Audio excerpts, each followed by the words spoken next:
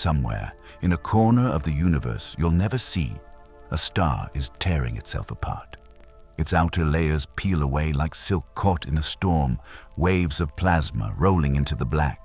For millions of years it burned in perfect balance, gravity pulling in, fusion pushing out. Until tonight, that balance breaks.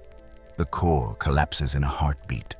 Pressure crushes atoms into something beyond imagining, and in that instant, the star explodes. Its light, born in silence billions of years ago, is only now reaching us, a final heartbeat across time.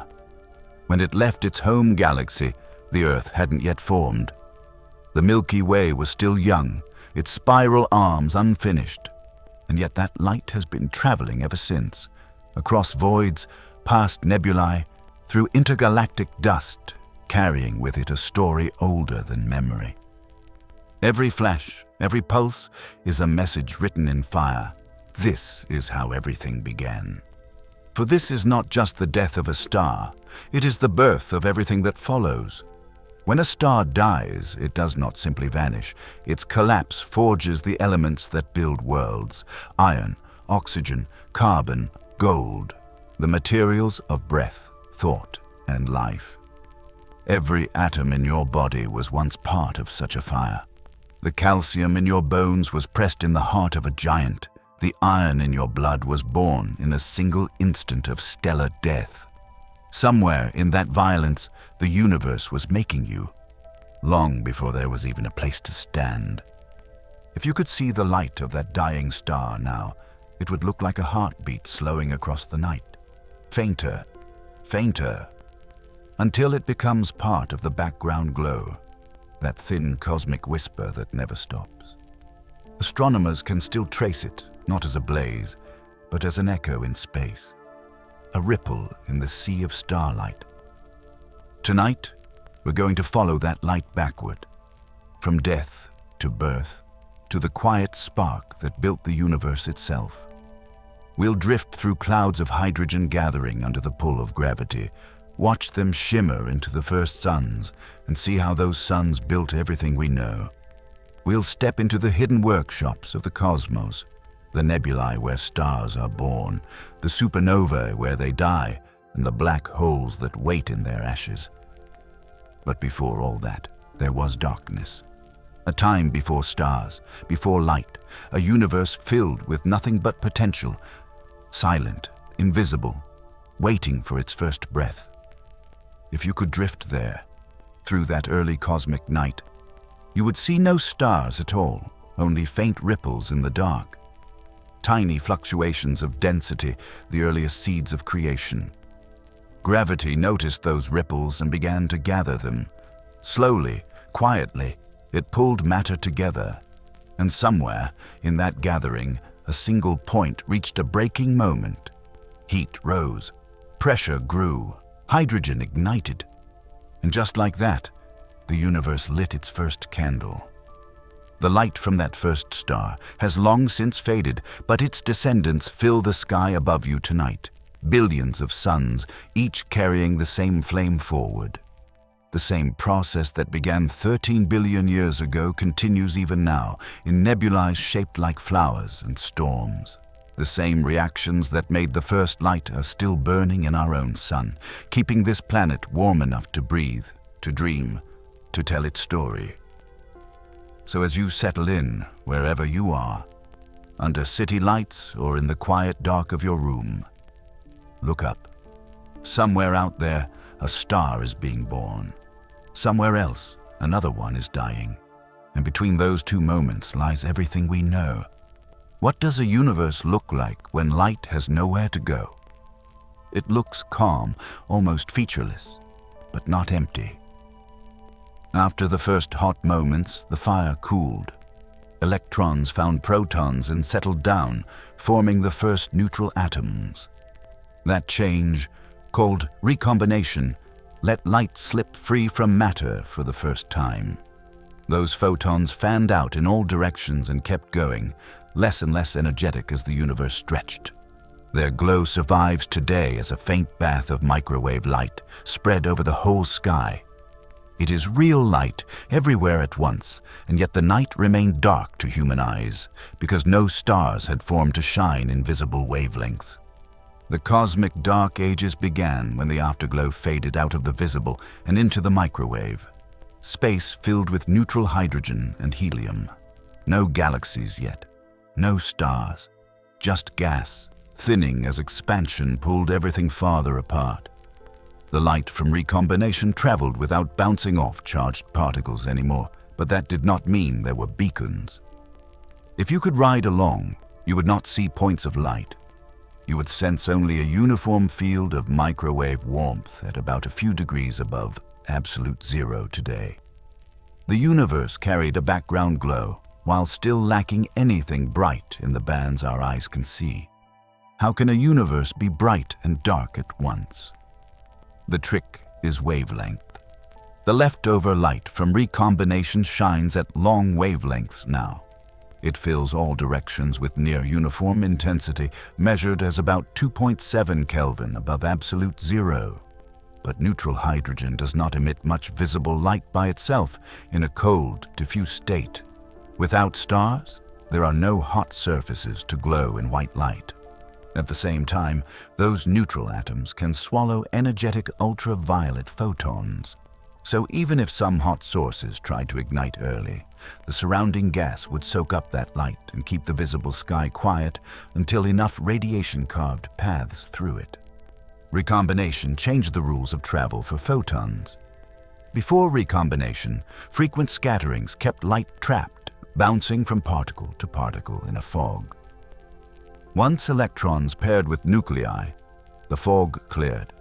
Photons began to free stream, flying almost unimpeded through growing space. That transparency marked a boundary in time. Earlier, the universe was opaque. Later, it became transparent. We still read that moment as a map in the sky.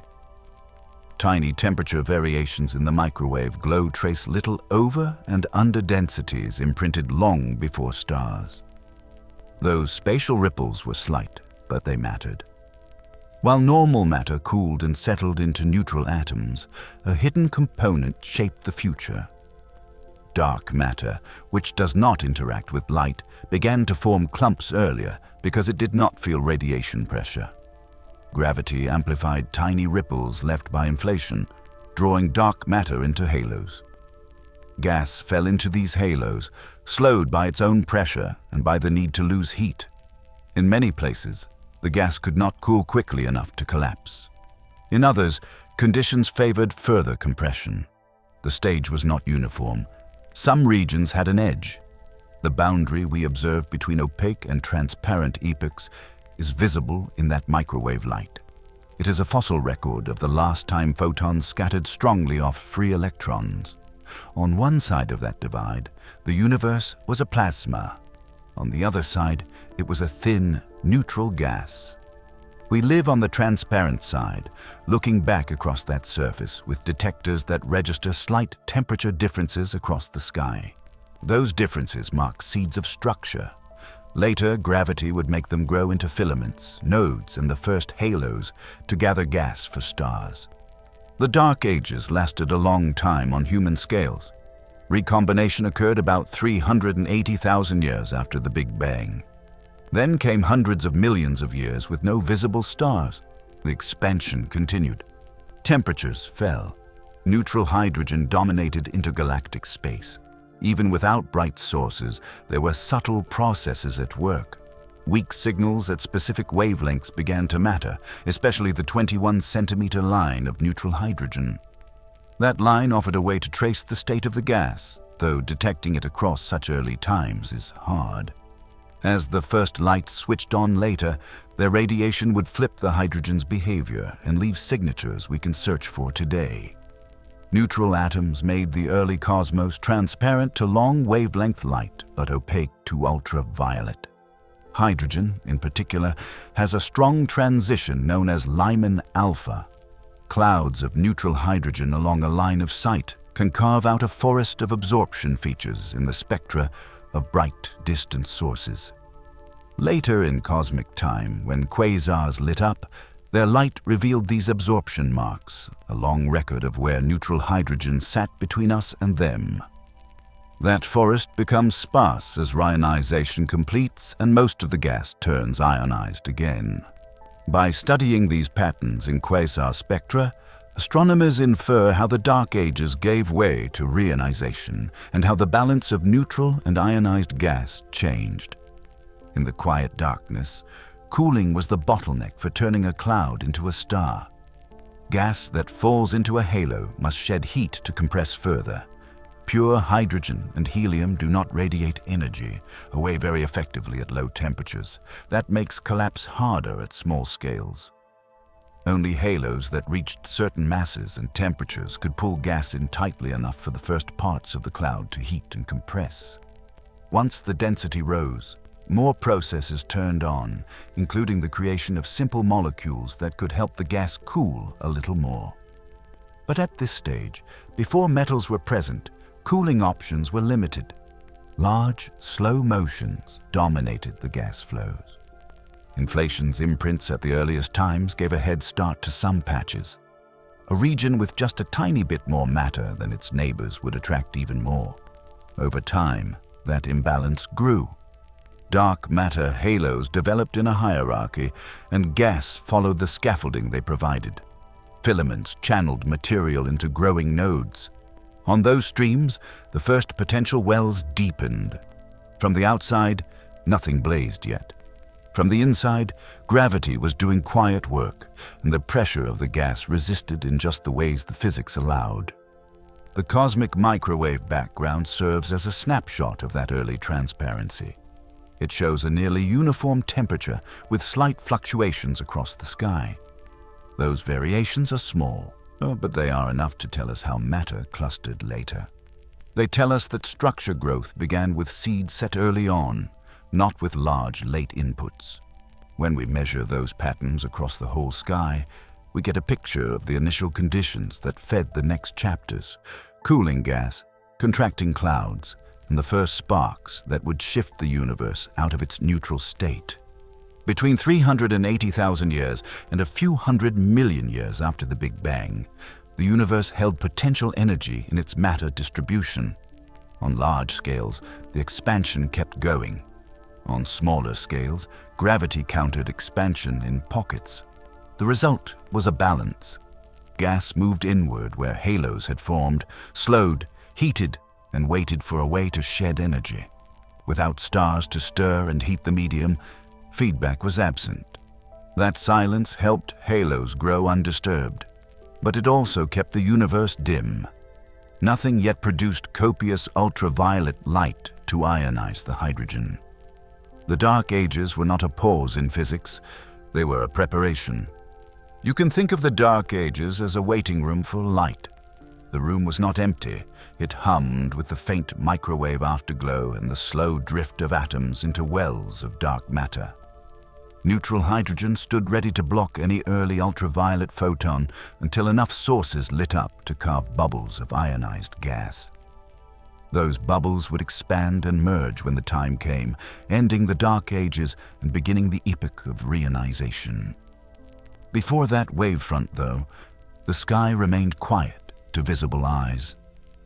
The only glow was old, stretched thin and cold. This duality, bright in microwaves, dark in visible light, offers a clean lesson in how wavelengths and matter interact.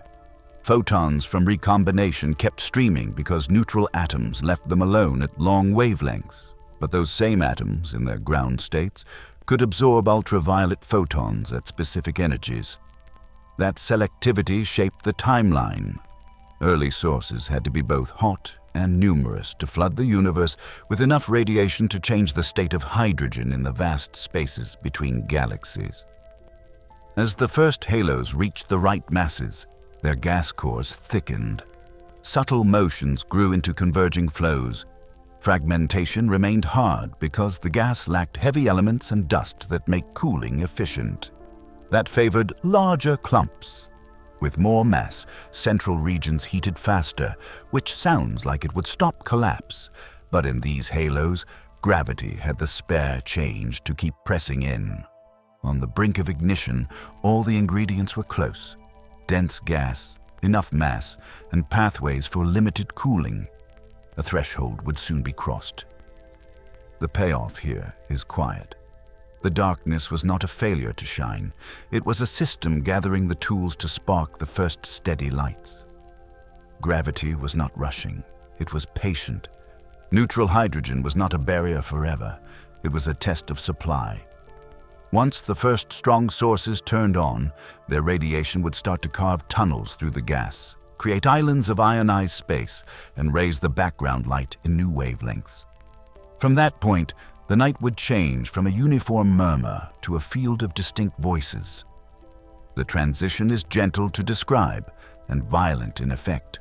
We leave a universe of calm neutrality and step into the first fires that begin to ryanize the sky. Why did some patches of space win the race to make the first stars? The answer starts with gravity gathering gas into dark matter halos and then runs straight into a bottleneck: cooling. Gravity can pile hydrogen and helium together, but unless that gas can shed energy, it stays puffy and resists collapse. The earliest structures were not grand spirals or bright galaxies. They were small wells of dark matter pulling in diffuse gas from the cosmic web, each one testing whether its contents could cool fast enough to keep sinking inward. Hydrogen and helium are terrible at losing heat. In a hot, rarefied cloud, atoms collide and share energy, but they lack the right internal steps to radiate it away efficiently.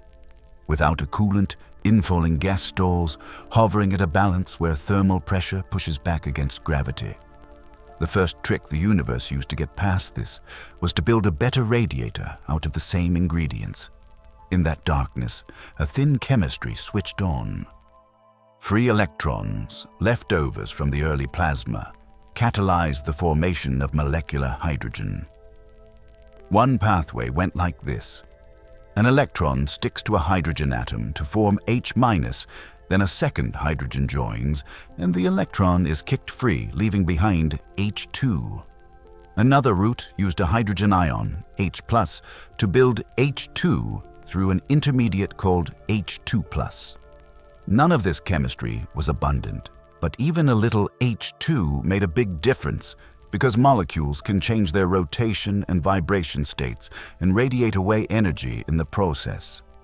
With H2 in the mix, the gas could cool from thousands of degrees down to a few hundred Kelvin. That drop lowered the speed of the particles and weakened thermal pressure, allowing gravity to keep pressing. But the cooling was limited.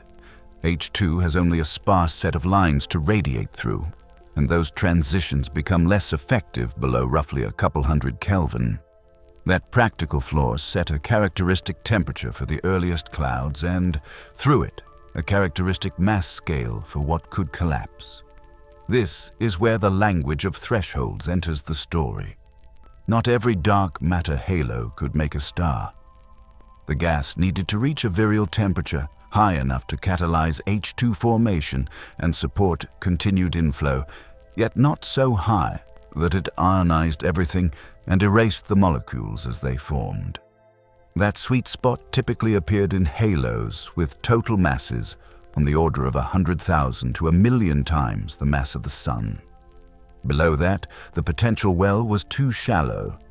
Gas heated by compression could not cool quickly and would bounce back out. Above that, in the earliest times, such halos were rare. The winners were the few mini-halos that crossed the threshold early, fed by slender filaments of the cosmic web that streamed cold gas right into their centers. Computer simulations, run forward from the tiny ripples set in the initial conditions, show these filaments in action. Gas moves along thread-like highways, converges at the knots where dark matter halos sit, and then flows inward in lopsided streams. Inside the central tenth of a halo, density rises by many orders of magnitude. As it does, the cooling time and the free-fall time race each other. If cooling stays competitive, the collapse continues and the core contracts to higher densities where H2 lines become optically thick, forcing the gas to find new ways to shed heat. In many runs, a single dense clump dominates, hinting that the first star-forming seeds were large and centrally focused. The rules of collapse can be sketched with two simple yardsticks: the gene's mass and the virial temperature. The gene's mass tells you the smallest mass of gas that can beat thermal pressure and start collapsing at a given temperature and density. Warmer gas has a higher gene's mass, cooler gas a lower one. The virial temperature measures how hot gas becomes when it falls into a halo's potential well and settles into equilibrium. For many halos in the early universe, virial temperatures of a few hundred to a few thousand Kelvin were common once a halo reached that 10 to the 5th to 10 to the 6th solar mass range. That matched the floor achievable by H2 cooling, which meant the physics lined up. The halo heated the gas enough to make H2. The H2 cooled the gas enough to let gravity take over, and the gene's mass in the center dropped to the scale where a massive star could form. But this balance was fragile. Any background of ultraviolet radiation could break H2 apart through what's called the Lyman-Werner bands, suppressing cooling and delaying collapse. In the actual early cosmos, regions varied.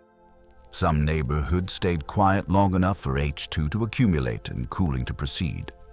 Others, illuminated by the very first sources that switched on, had their molecules destroyed and their timelines pushed back until larger halos formed, with deeper wells and higher virial temperatures that could bring atomic cooling into play. In those larger halos, gas could cool through hydrogen's Lyman alpha transition near 10,000 Kelvin, opening a different channel for collapse. But those arrived later. The first lights came from the mini halos that threaded the needle. Within a collapsing core, the gas did not fragment the way it does in metal-rich clouds today. Metals and dust grains add many cooling routes at low temperatures, which encourage fragmentation into many small clumps. In the pristine gas of the first halos, the limited cooling kept the temperature relatively high.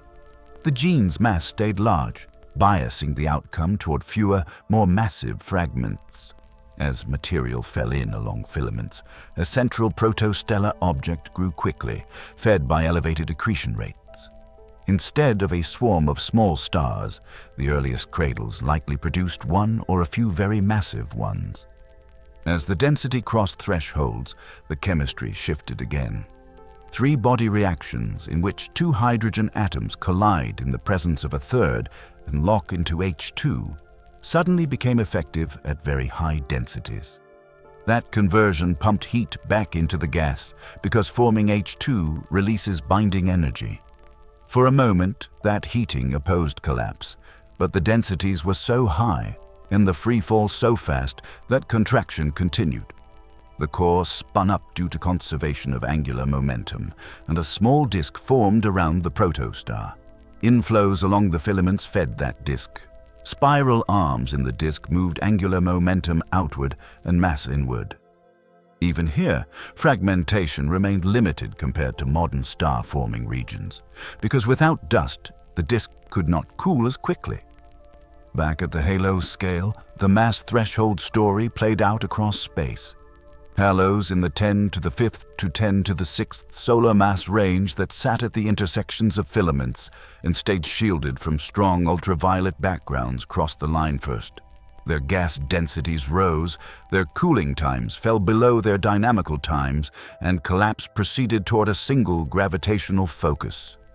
Halos that fell short stayed dark a little longer, gathering mass until they too could host cooling and collapse. This is why some patches of space won the race. They had just enough gravitational pull, just enough molecular hydrogen, and just the right inflow geometry to keep feeding their cores. If we translate the heuristics into rough numbers, the picture sharpens. At densities of about 100 particles per cubic centimeter and temperatures near a few hundred Kelvin, the gene's mass sits around hundreds of solar masses. As collapse continues and the density rises by factors of 1,000 or more, that critical mass falls, but not to the low values common in metal-enriched clouds. The virial temperature of a 10 to the 6th solar mass halo at a high redshift hovers near the regime where H2 cooling is effective. That matching of scales is what made the first round of star formation possible without metals. The halo provided the gravitational stage, the limited chemistry provided the coolant, and together they created a narrow path through the bottleneck. Simulations trace this journey from diffuse gas to a compact core in striking detail. Filamentary inflows deliver gas with modest turbulence. Shocks at the halo center heat the gas, which then cools through H2 lines and sinks further. A protostar ignites once the central pressure and temperature rise high enough for fusion, but the environment around it remains primitive. There is little to no dust, no heavy elements to absorb or re-radiate starlight, and minimal shielding. Accretion continues until radiation from the growing star pushes back the inflow or ionizes the surroundings, carving an H2 region that throttles the fuel supply. By then, the star has often grown to a large mass compared to most stars born later in cosmic history. The implications flow straight into the character of the first stars, the cooling physics selected for outsized, fast-lived objects that ran hot and bright. Lifetimes measured in only a few million years followed from their masses, and their intense ultraviolet output altered their environments quickly. But even before that light bathed their neighborhoods, their very formation required a delicate balance of inflow, chemistry, and threshold crossing. The early universe provided just enough of each in select places. You can think of the winners as halos whose clocks tick slightly faster. Their density peaks emerged from the initial ripples a little higher than average. That small advantage made their growth exponential relative to their peers. They accreted matter sooner, reached the mass threshold earlier, and had time to form a star before the background radiation hardened and raised the bar for H2 survival. Meanwhile, other halos trailed, gathering mass in the wings, waiting for the next stage of cooling physics to unlock their collapse. This race was not about speed alone, it was about timing relative to the rising radiation field and the ladder of cooling channels available at each step. By the time the first star in a patch turned on, it began to reshape the landscape. Its radiation could dissociate H2 in nearby halos, delaying their turn and creating pockets where collapse paused. Farther away, unlit regions kept building molecules and pressing inward. The result was a patchwork of early light, clustered where the earliest mini-halos succeeded, surrounded by wide areas still waiting. From those initial successes grew the first stellar feedback, the first ionized bubbles, and the first chemical enrichment. But at the very start, the decisive move was simple: find a way to cool. Primitive cooling picked the winners and shaped the first generation. Gas that could only reach a few hundred Kelvin made big stars more likely because it held the fragmentation scale high and kept accretion streams robust. The universe's first lights rose in these conditions, brief and blue and powerful. Their exact identities are still out of reach, but their fingerprints show through in the way early structures formed and in the demands of the physics that fed them. So the race had rules, and a few places met them early. Those places lit the first fires.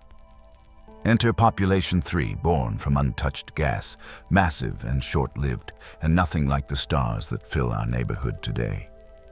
What happens when a star forms in a universe with nothing but hydrogen and helium? No dust to cool the gas. No metals to help it shed heat. No easy way to break into many small pieces. In that bare environment, a newborn star follows a different path. It grows large because the gas around it cannot fragment efficiently, and it shines with a hard blue light that cuts through the early night. Astronomers call these first stars Population 3. That label simply means metal-free. No elements heavier than helium, they formed from the untouched residue of the Big Bang, a mix of hydrogen and helium with a trace of lithium.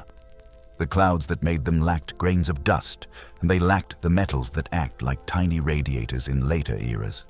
Without those cooling channels, the gas stayed warm and clumpy on large scales, and it gathered into a few massive centers rather than many small seeds.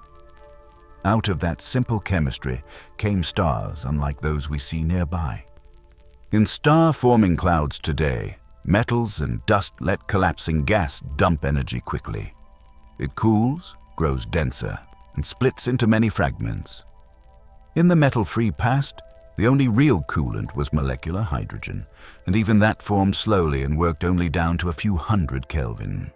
Gas that cannot cool enough cannot collapse into tiny knots, so the earliest cores stayed large, and the proto-stars that fed from them did not stop at modest sizes. Their birth environment pushed them toward greater mass before radiation and winds could fight back.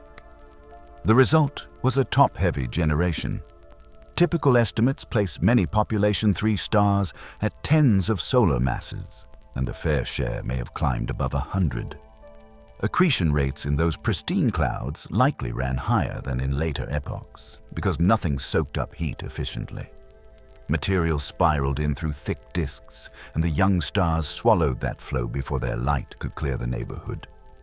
The radiation they emitted was intense, but the inflowing gas arrived faster than that radiation could shut off the supply. Mass piled on quickly, and the cores grew hot and dense. Size set their fate. Massive stars burn through fuel fast, because higher mass drives their cores to higher temperatures and pressures. A population 3 giant could live only a few million years, shorter than the time it takes for light to cross a small galaxy. During that span, their surfaces blazed at extreme temperatures, pumping out ultraviolet photons in torrents. Those photons stripped electrons from nearby hydrogen, carving bubbles of ionized gas around each star and, collectively, helping to reionize vast regions of the early universe. Their ultraviolet output mattered for another reason. It altered the chemistry of the next generation. UV light can break apart molecular hydrogen, the main coolant in metal-free gas.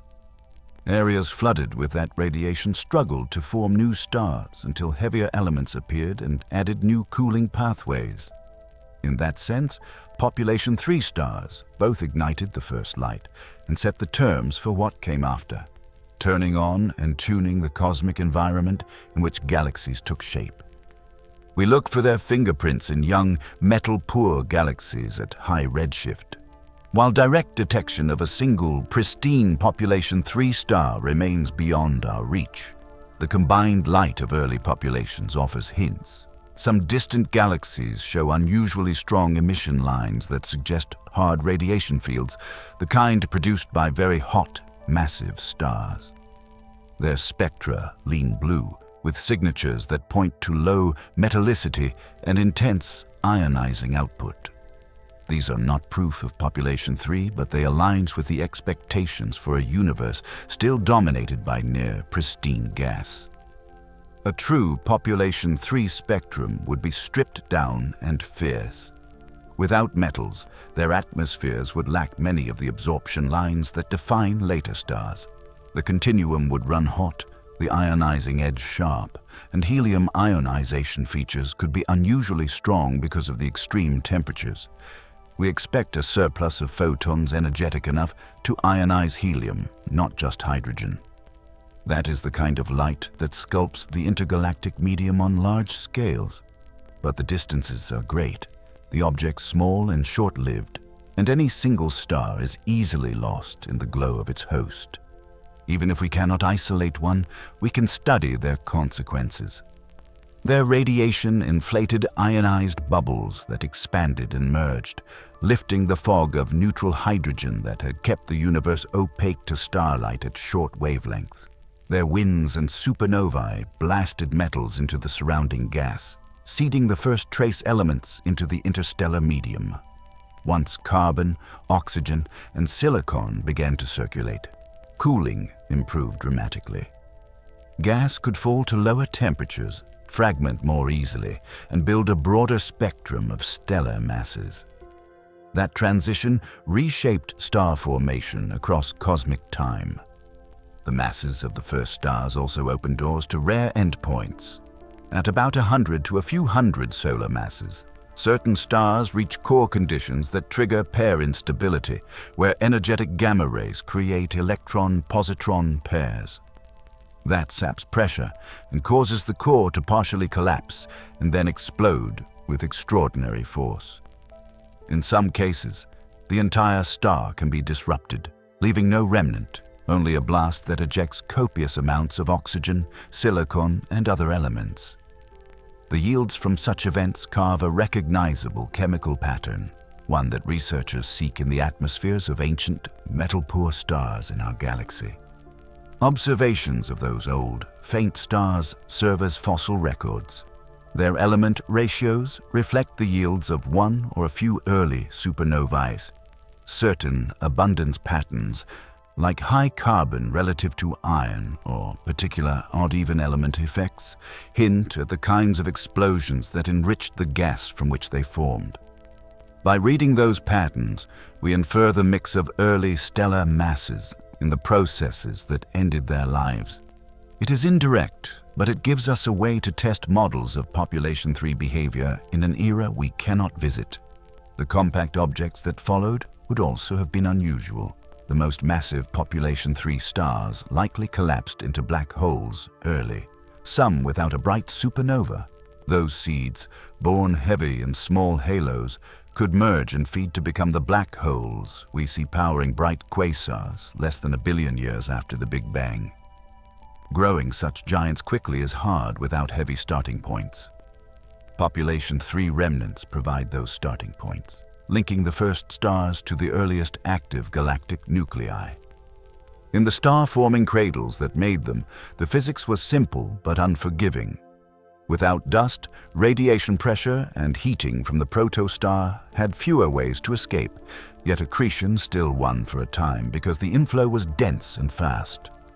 Magnetic fields, if present, were weaker and less tangled than in later clouds, which helped keep the path to the star open.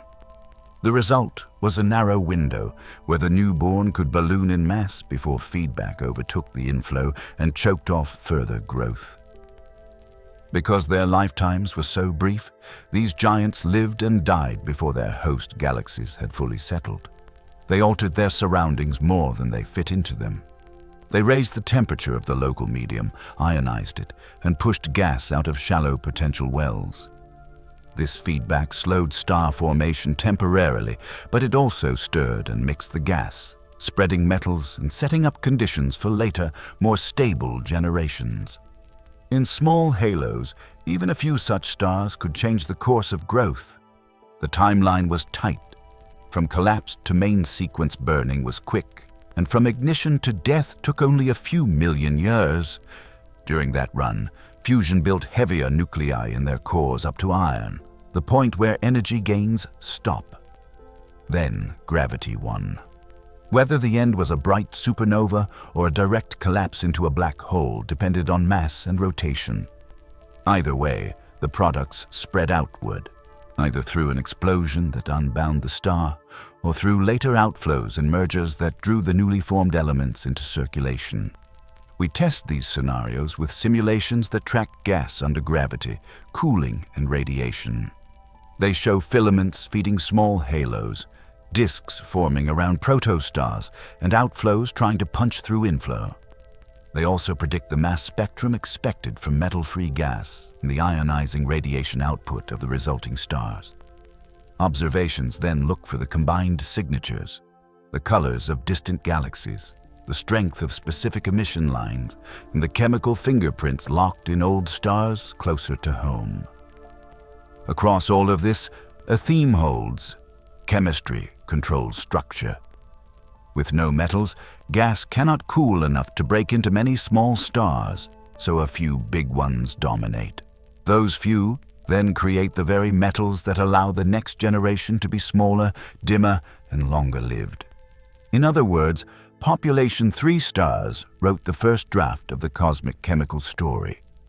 They did it quickly, and they did it with a spectrum of light harsh enough to remake the space around them. Their deaths had to be dramatic because their lives were so compressed. A core that, big, burning that fast, leaves no gentle exit. When they fell, they cast the first heavy elements into the void and left behind the seeds of black holes that would grow with their galaxies. The early universe learned to cool, to fragment, and to build complexity because these stars ran hot, bright, and brief. That is the payoff of a metal-free birth.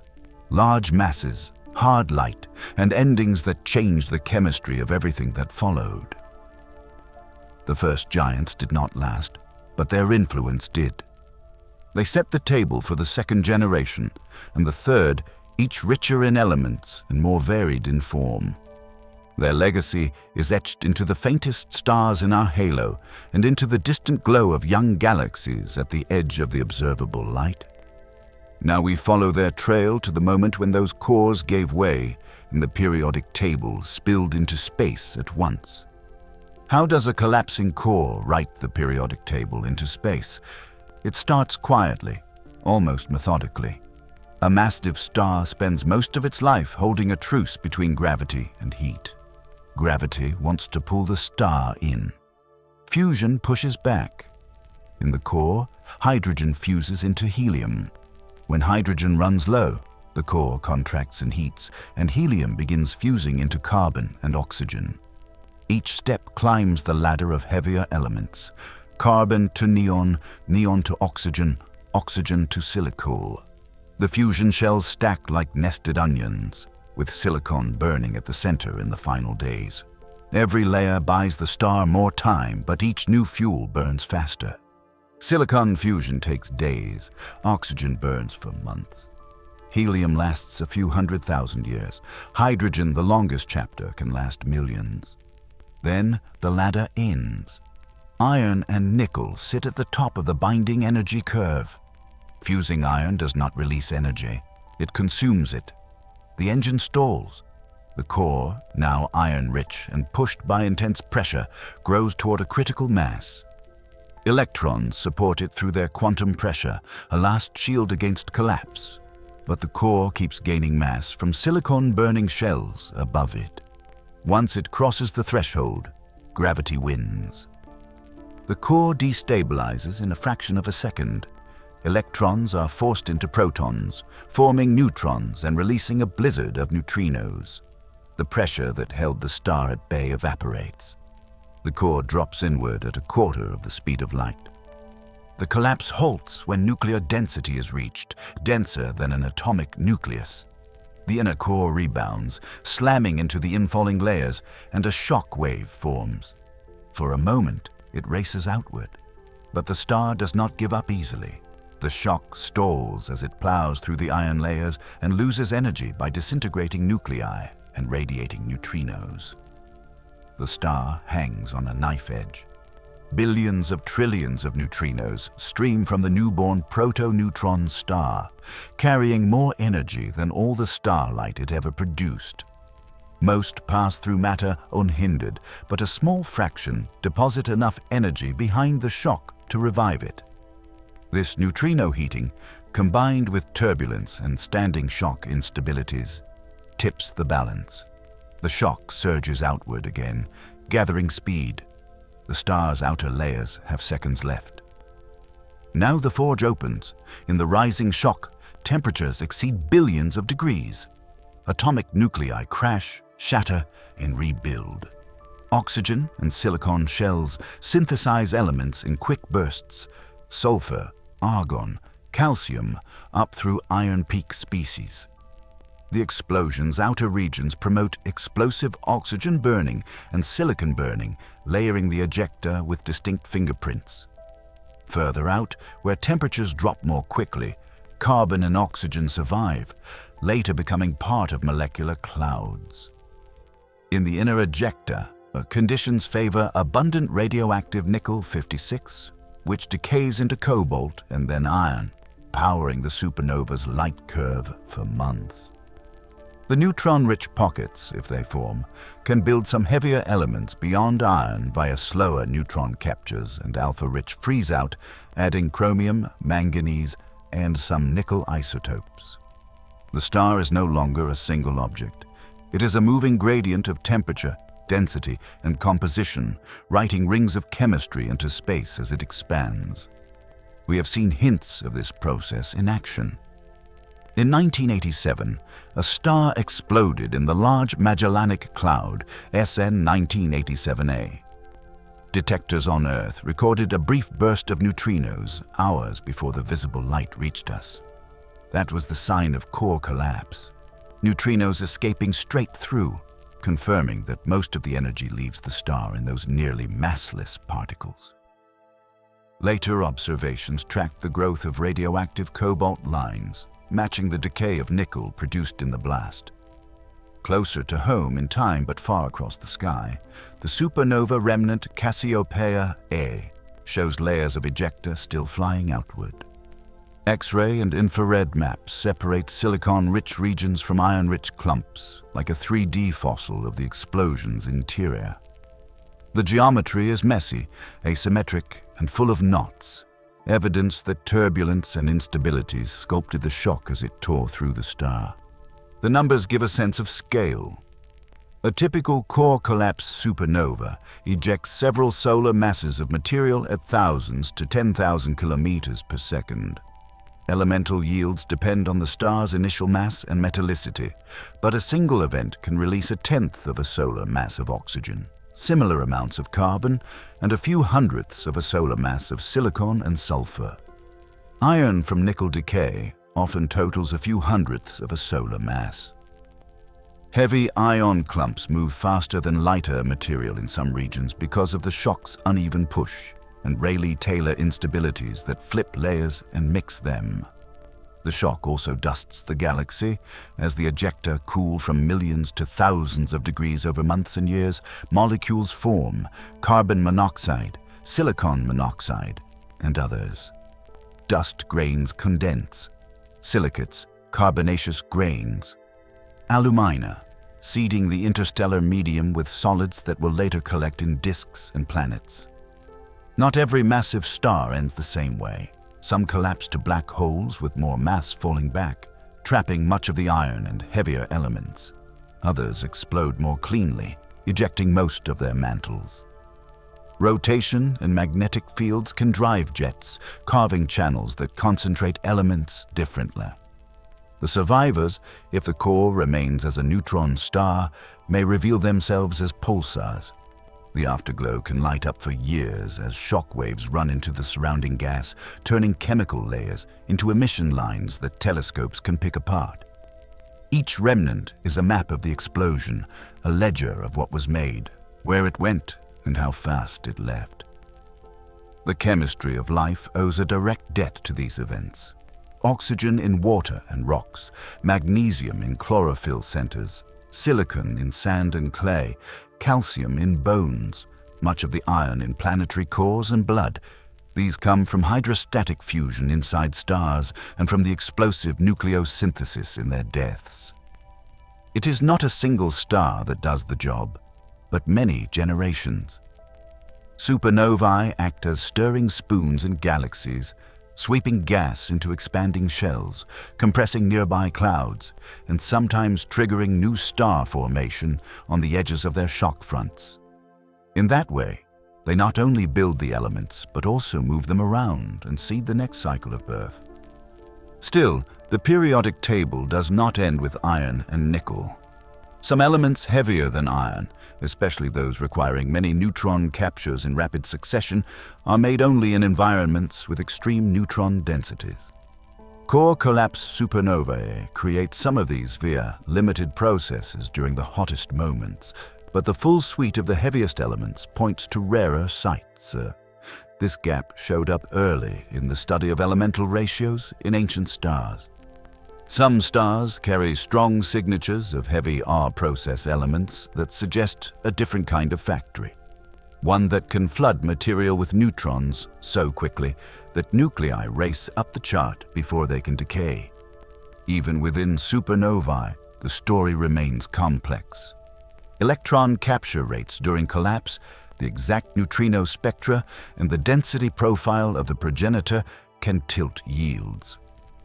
High-entropy winds blowing off the proto-neutron star in the seconds after bounce may carry some neutron-rich material, but how much they contribute depends on delicate balances. Observations of gamma-ray lines from radioactive isotopes like titanium-44 in young remnants refine models, tying theory to data.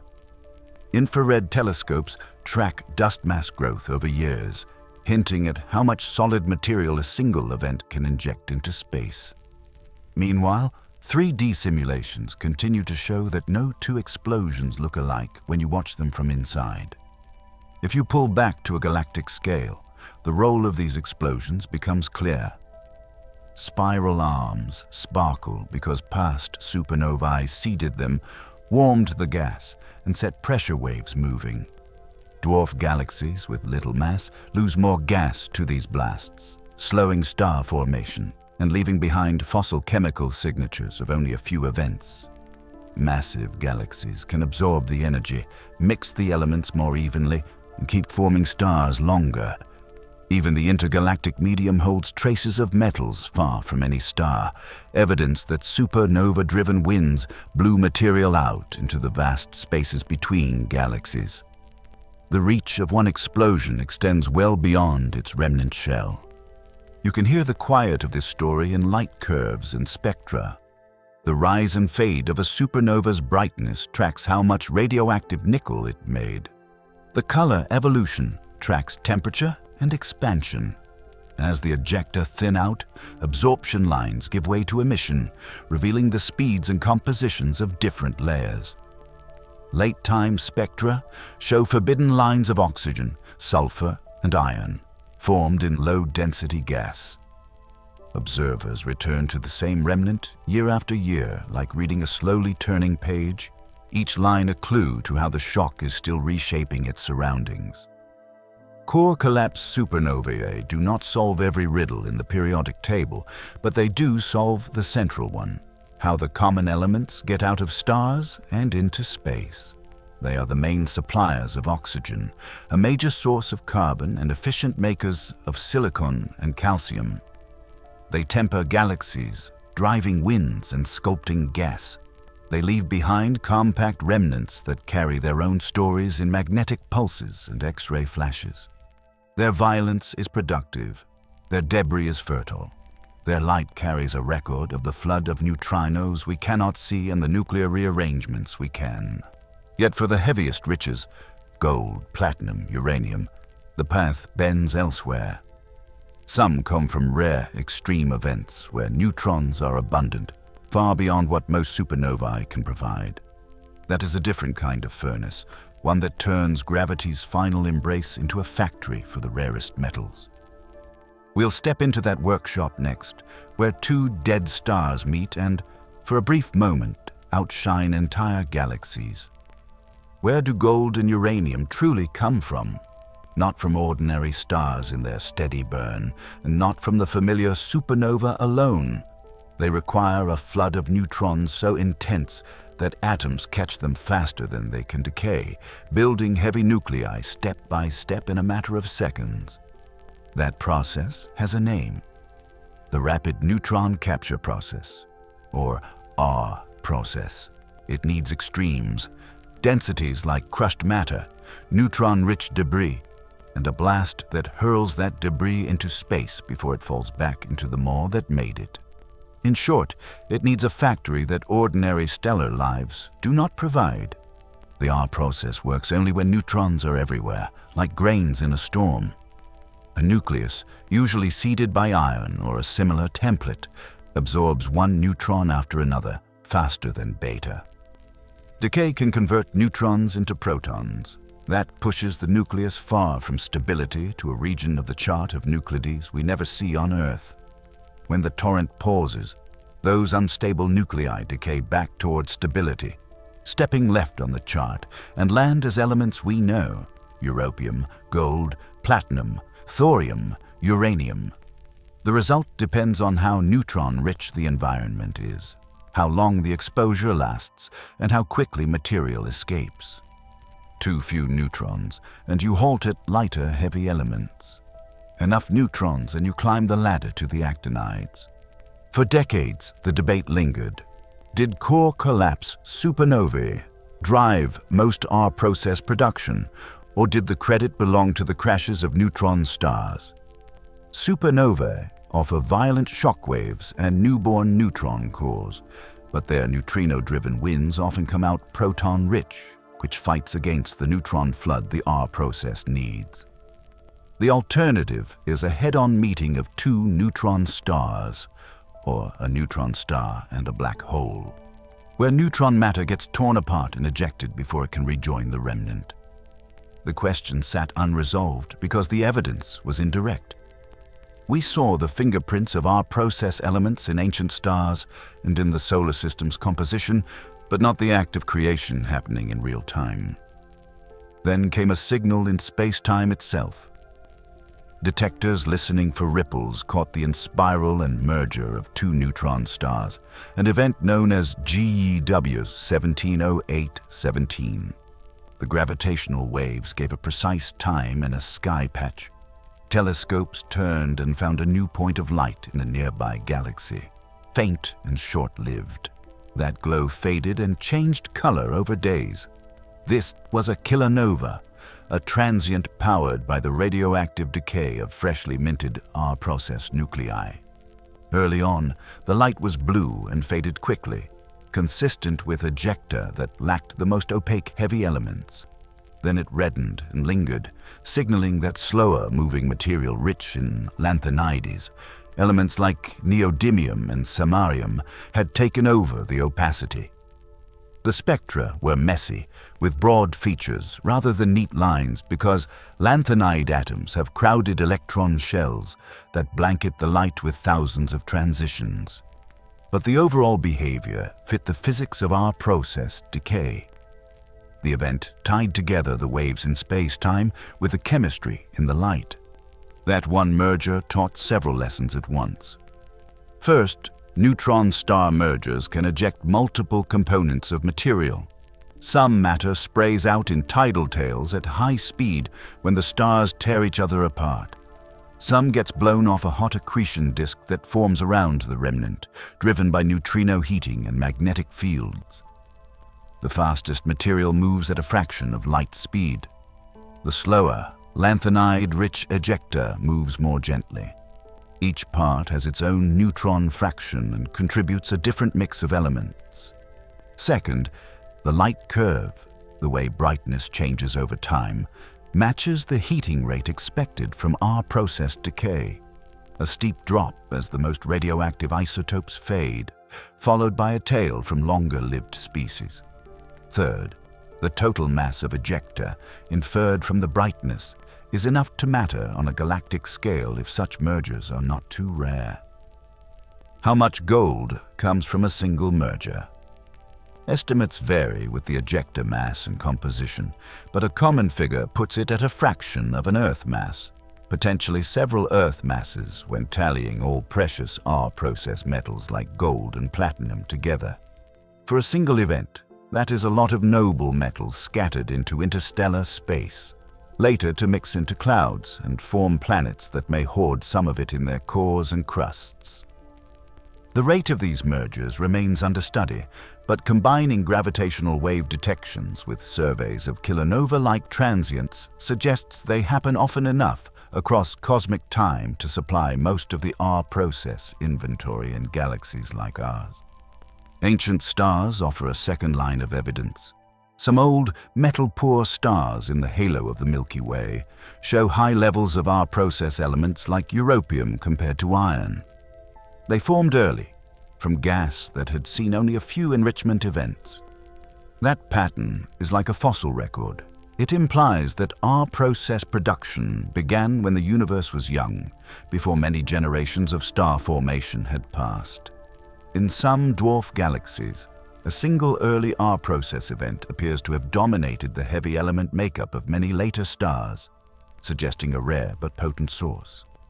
These stellar archives do not tell us which engine fired, but their abundance patterns match yields expected from neutron-rich ejecta. There are still open questions. Did ordinary core collapse supernovae contribute at all? The winds they blow immediately after collapse are often too proton-rich, but a subset of massive star deaths called collapsers. Black hole-forming explosions with broad, relativistic jets may produce disk outflows that are neutron-rich enough to run the R process. If collapsers contribute, they might matter most in the very early universe, when massive, rapidly rotating stars were more common. Their explosions also occur quickly after star formation, while neutron star mergers require time for two massive stars to evolve, explode, and then spiral together. That delay makes it hard for mergers alone to explain high R process enrichment in the earliest populations. So the current picture might be mixed. Mergers as the steady background supplier, with rare collapsers jump-starting enrichment in young galaxies. The details hinge on nuclear physics under exotic conditions. The R process climbs through unstable isotopes, whose half-lives and decay pathways set the pace of the glow. Many of those properties are being measured in labs that can create neutron-rich nuclei for a blink and watch them fall apart. Better nuclear data sharpen kilonova models and help decode spectra. Opacity calculations for lanthanides and actinides also matter. They control how light escapes the ejector and what colors dominate. Even small changes in opacity can shift the predicted brightness by orders of magnitude at certain wavelengths. Gravitational waves add more than a timestamp. From their shapes, we learn how squishy neutron stars are, their tidal deformability constraining what matter does at densities beyond atomic nuclei. That, in turn, affects how much mass gets ejected in a merger. A softer star, more easily deformed, can shed more material before coalescence. So our process yields tie back to the physics of the strong force and the behavior of quarks and gluons locked in neutron superfluids. It's a chain that runs from the smallest scales to the bright, brief glows we catch in distant galaxies. On the observational side, astronomers now hunt for kilonovae both with and without a gravitational wave trigger. Some short gamma-ray bursts, brief flashes of high-energy light, appear to be the on-axis view of a merger jet. Afterglows that show redder, excess light days later can betray a kilonova component. Wide-field optical surveys scan the sky nightly to spot transients that fade over a week and shift from blue to red. Infrared telescopes help most in the later phases, when lanthanide opacity pushes the peak toward longer wavelengths. Each candidate adds a data point on how diverse these events are, how much mass they shed, and how often they align with our line of sight. The chemistry they create carries forward. Dust grains can condense in the cooling ejector, embedding our process elements in solids that eventually mix into molecular clouds. Later generations of stars inherit that mix. Planets built around them inherit it too.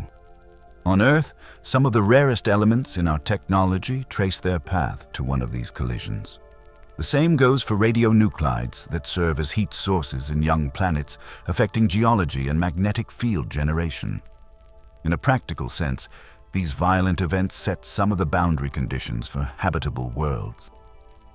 A single galaxy as large as the Milky Way may host a neutron star merger every 10,000 to 100,000 years on average. Spread across billions of years, that adds up. Combine that with mergers in dwarfs that later merge into larger galaxies, and the metals disperse through interactions and outflows. Supernovae and stellar winds stir the mix, but the heavy R process pieces owe their existence to these compact object meetings, with possible help from exceptional star deaths. We use old stars to test the timeline. The abundance pattern, known as the universal R process, shows up in many metal-poor stars for elements beyond barium, matching the solar system's R process pattern after scaling. That consistency hints that the R process runs in similar conditions across many events, but scatter in the light R process elements suggests more than one path, or variable conditions within a single event. This is where collapsers might fit. Perhaps they favor lighter, R-process peaks, while mergers produce the full range up to uranium and beyond. Ongoing surveys catalog thousands of stars to map these trends against age and environment. The payoff is simple and quiet. Heavy elements we prize, and others we rarely think about, were born when dead stars met again. They crashed, warped space-time, shed neutron-rich matter, and wrote their signatures into light. We read those signatures now in fading kilonova glows and in the chemical stories of ancient stars. Gold bands and uranium ores carry a memory of that process in their very isotopes. If we ever hold a sample of debris from a future nearby event, its radioactivity and elemental mix would match what the light has already told us. Not all endings use thunder. Some stars take the slow road, letting their cores cool for ages, their light dimming step by step as they slip into the long night. Why do some stars linger while others burn through their lives and vanish? The answer hides in a single number: mass. Add more mass at birth, and the core squeezes harder. Higher pressure raises temperature, fusion runs faster, and the star spends its fuel in a rush. With less mass, the core stays cooler, reactions crawl, and the star can outlast the current age of the universe many times over. The universe uses the same ingredients for every star, but the portion size sets the tempo. Think of the core as the engine where fusion happens.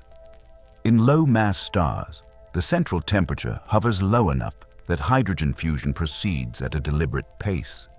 Radiation leaks out slowly through dense layers, and the outward push never overwhelms gravity. High-mass stars run their cores hot. They burn hydrogen through faster chains and at far higher rates. Their brightness looks like a gift, but it costs time.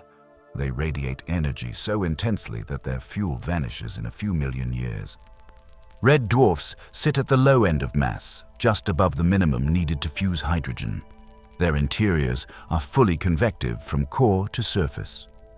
Hot gas rises, cool gas sinks, and this constant mixing keeps fresh hydrogen moving into the core. They waste almost nothing. Instead of building a helium core that the star can't access, they churn their entire mass into fuel, stretching lifetimes into the trillions of years. They are dim, small, and common, the silent majority of the galaxy. That dimness comes with quirks. Red dwarfs can be volatile, with magnetic fields that store energy and release it in sudden flares.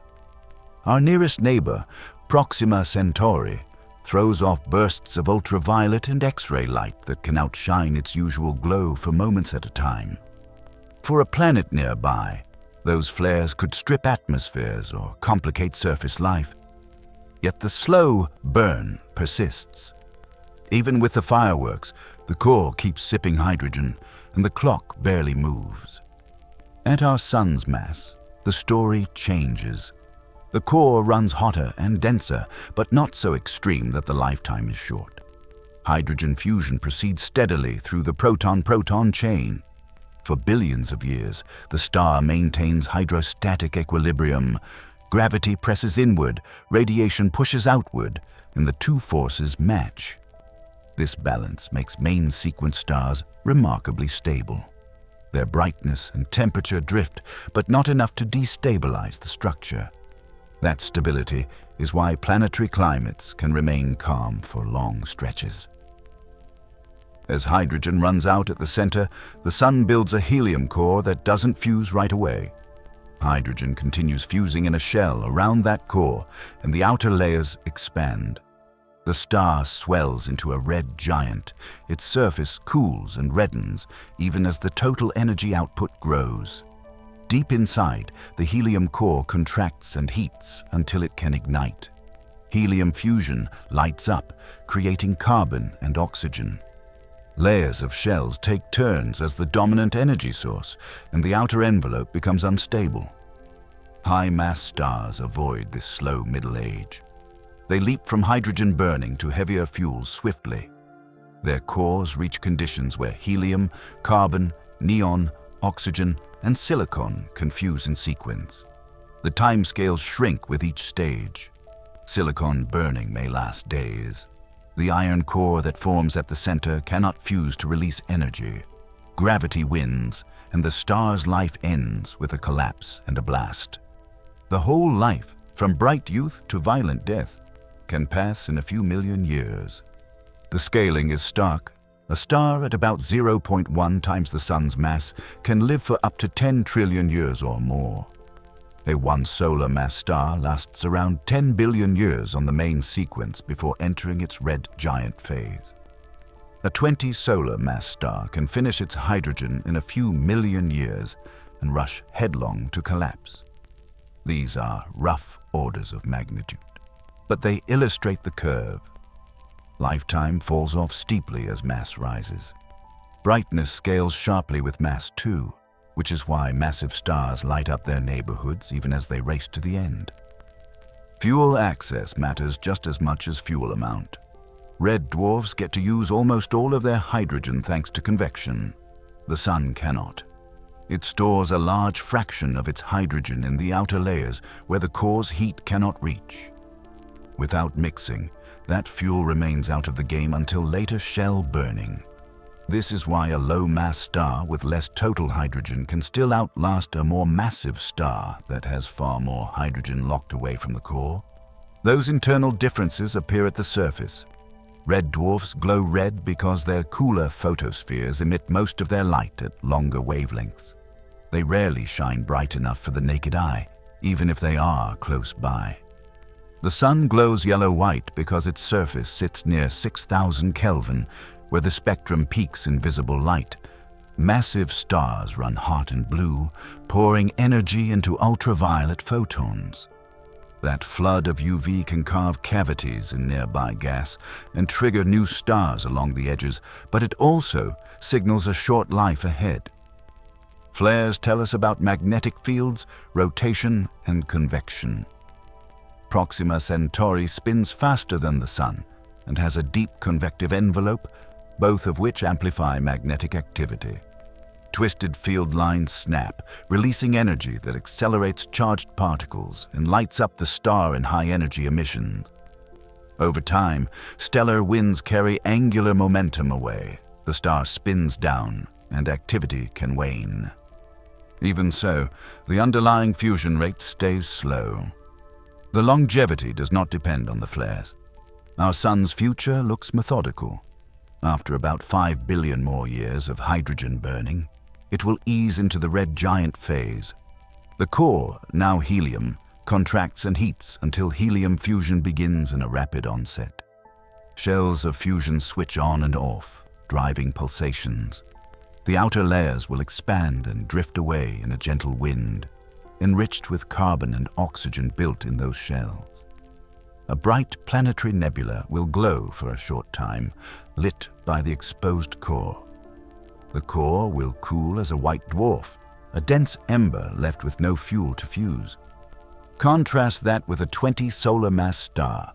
Its main sequence is a blink on cosmic timescales. It burns hot, blows off strong stellar winds, and ends with a core collapse supernova. The result is a neutron star or a black hole surrounded by an expanding remnant. The heavy elements forged in the core and in the explosion spread into space. In the time the red dwarf has barely aged, the massive star has lived, died, and enriched the galaxy. Numbers help anchor this. At around 0.1 solar masses, lifetimes can reach 10 trillion years or more. At 1 solar mass, the main sequence lifetime is about 10 billion years. At 20 solar masses, the star may leave the main sequence within 10 million years. These orders of magnitude come from how fusion rates scale with core temperature and how luminosity scales with mass. The mass-luminosity relation steepens for higher masses. So a small increase in mass leads to a large increase in brightness and a large decrease in lifetime. The universe, therefore, trades time for light. Low-mass stars give off less energy per second, but do so for mind-bending durations. High-mass stars flood their surroundings with radiation, winds, and ionizing photons, sculpting gas clouds and driving chemistry, but they vanish before a young planet could cool. Most stars that will ever exist are red dwarfs, and none of them have reached old age yet. Trillions of years from now, the night sky will be theirs alone. In this middle ground, the Sun shows how a stable main sequence can support long-term change on orbiting worlds. Its output varies only slowly, allowing atmospheres and oceans to develop and persist. Over eons, the Sun brightens as helium ash builds up in the core. That gradual drift matters for climate, but not for structure, until the core runs out of hydrogen. Then the transformation begins. The envelope puffs out, the star's gravity over its inflated surface weakens, and mass loss accelerates. At the end, a hot core remains, cooling over time. The quiet, durable life of a red dwarf and the brief, dramatic arc of a massive star both make sense once you trace back to core temperature and mixing. Fusion is sensitive to temperature. Raise the core temperature, and reaction rates shoot up. Convection and radiation carry energy outward, regulating the core and setting the star's structure. Where convection dominates, fresh fuel circulates and the star uses its hydrogen efficiently. Where radiation carries most of the energy, stratified layers lock fuel away and shorten the usable supply. Even planets around these stars adapt to the host's rhythm. Around a red dwarf, the habitable zone sits close in. Planets there can become tidally locked, showing one face to the star. They also sit inside the reach of those flares and winds. Around a sun-like star, the habitable zone lies further out, with a calmer radiation environment over long times. Around a massive star, the zone would be wider but temporary. The clock runs out before complex chemistry can settle. We measure these clocks not just by models, but through clusters of stars born together. In a young cluster, massive blue stars sit on the main sequence, blazing bright. In older clusters, those blue stars are gone. The turn-off point, where stars start peeling away from the main sequence, tells us the cluster's age. The pattern matches the mass lifetime scaling. The stars still on the main sequence are the ones with longer clocks, and their mass gives away how much time has passed. So, why does one star sip while another gulps? Mass sets the pressure. Pressure sets the temperature, and temperature sets the pace of fusion. Mix the interior, and you stretch the supply. Lock fuel away, and you shorten it. The cosmos trades longevity for brilliance with every new star it forms, balancing the quiet persistence of red dwarfs against the brief power of giants. Our sun sits between those extremes, steady enough to host long stories, bright enough to drive a dynamic system, which raises a quiet question for our own future. When the sun exhausts its core hydrogen and drifts toward its next act, what remains after the red giant's glow fades? The answer waits in the cooling heart that follows, and in the slow light that leaks from it for ages to come. Why does a collapsing cloud spin up instead of falling straight in? Because nothing in space starts perfectly still. Even a tiny nudge of rotation gets magnified as the cloud shrinks. As a clump of gas contracts, its spin speeds up, just like a skater pulling in their arms. That simple rule, conservation of angular momentum, turns a falling sphere into a flat, rotating disk. Gravity pulls inward. Rotation spreads material into a wide ring around the forming star. The result is a birthplace, a disk where gas and dust gather, collide, and build. A star rarely begins as a single smooth collapse. It starts in a molecular cloud, cold and dense enough for hydrogen molecules to form. These clouds stretch for dozens of light years and carry knots of higher density. Those knots fragment when gravity overpowers internal pressure. Each fragment becomes a core that can collapse on its own. Turbulence stirs them. Magnetic fields thread through them. Some pieces stall, some merge, some fall apart, But in the cores that hold together, the center grows denser and hotter. Surrounding gas cannot drop straight to the middle because it has spin, so it joins the disk, orbiting until friction, collisions, and magnetic forces move its momentum around and allow it to drift inward. That inward drift faces resistance. As the protostar brightens, its radiation pushes back on dust grains and gas at the inner edge of the disk. Magnetic fields tie the gas to lines that can bend, twist, and launch material outward. You get a tug of war, gravity trying to feed the star, pressure and fields trying to choke the flow. The collapse continues only if the system can dump angular momentum and heat.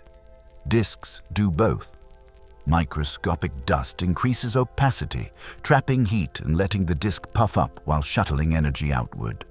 At the same time, small-scale turbulence acts like viscosity, moving angular momentum outward so mass can slide inward. Jets are the surprising relief valve. Close to the protostar, magnetic field lines anchored in the disk wind up like springs. When they snap open, they fling gas along the poles at high speed, carving out narrow beams. These jets pierce the surrounding cloud and clear cavities where light escapes. They also carry away angular momentum, solving the spin bottleneck. Every gram of mass that the jet ejects lets many times that mass spiral inward to the forming star. You can read this process in the shapes of young systems. Hourglass cavities, bow shocks where jets slam into gas, and knots moving over years as pulses of ejection race outward. Inside the disk, the protostar builds by accretion. Gas spirals inward, heats up, and releases gravitational energy as light. At first, the central object doesn't fuse hydrogen. It glows from contraction and accretion shocks. When the core temperature climbs, the first fusion to ignite is deuterium, a heavy form of hydrogen. Deuterium burning acts like a thermostat. It provides a gentle energy source that slows the contraction and keeps the protostar bloated for a while. Once deuterium is depleted and the core continues to contract, temperatures cross the threshold for hydrogen fusion. At that ignition point, the star finds a balance. Radiation pressure from fusion pushes outward against gravity's pull, and the star settles onto the main sequence. We can see disks at many stages in nearby nurseries. In the Orion Nebula, proplids, protoplanetary disks, sit like dark coins against the bright gas, their edges lit by nearby massive stars. Those intense neighbors blast the disks with ultraviolet light, evaporating their outer layers and sculpting teardrop shapes that point away from the brightest sources. In quieter regions, where there's less radiation, disks can persist longer and grow more massive. High-resolution radio images reveal patterns in the dust, rings, gaps, and spirals that hint at newborn planets already carving paths. Observations with powerful arrays have captured disks with clear lanes cleared out at a few astronomical units, where a forming planet may be sweeping its orbit clean. Accretion is not steady. It can surge in bursts when clumps in the disk migrate inward and dump mass onto the star. During these episodes, the star brightens dramatically for months or years and then dims as the flow eases. In between, smaller-scale flickers trace hotspots where magnetic field lines channel gas onto the stellar surface, creating localized crashes of matter that heats the photosphere. The disk itself transports mass through a mix of turbulence and magnetic effects. Ionized layers couple to fields and drive winds from the disk's surface. Deeper regions, where ionization is weak, can become calmer, dead zones that trap dust and promote planetesimal growth. Dust is a quiet but crucial player. Tiny grains radiate heat efficiently, allowing gas to cool and collapse faster.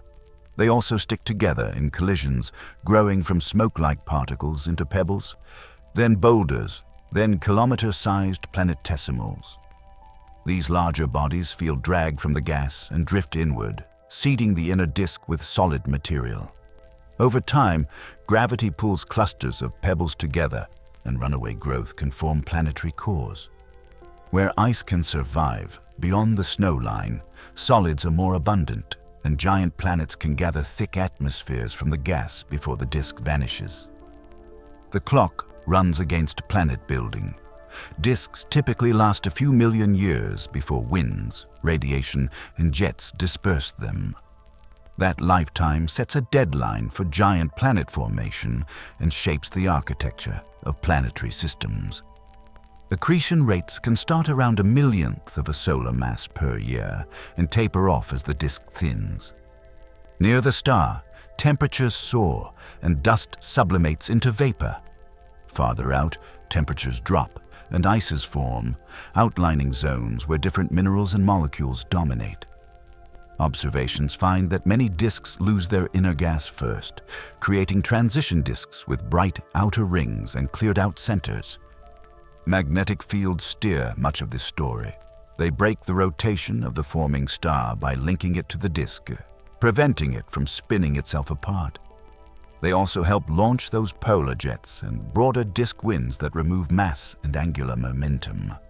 In some systems, the magnetic axis and rotation axis misalign, leading to warped inner disks that cast moving shadows outward. Those shadows sweep across the outer rings and reveal the three-dimensional structure of the disk, the tilt of orbits, and the rising relief where pressure bumps trapped dust. Radiation from nearby massive stars can either hinder or help. Strong ultraviolet light erodes disks, but the pressure from hot bubbles and shock fronts can compress neighboring clouds and trigger new collapses. The edges of these bubbles glow, and in their bright rims, you can find new protostars forming, hints that feedback knits star formation into waves across a region. That same feedback clears gas from clusters, setting whether newborn stars stay bound together or drift apart into the field of a galaxy. As the protostar approaches hydrogen ignition, its spectrum shifts. Accretion light wanes and photospheric light takes over. Emission lines from hot gas near the star fade, while absorption lines sharpen as a stable surface forms.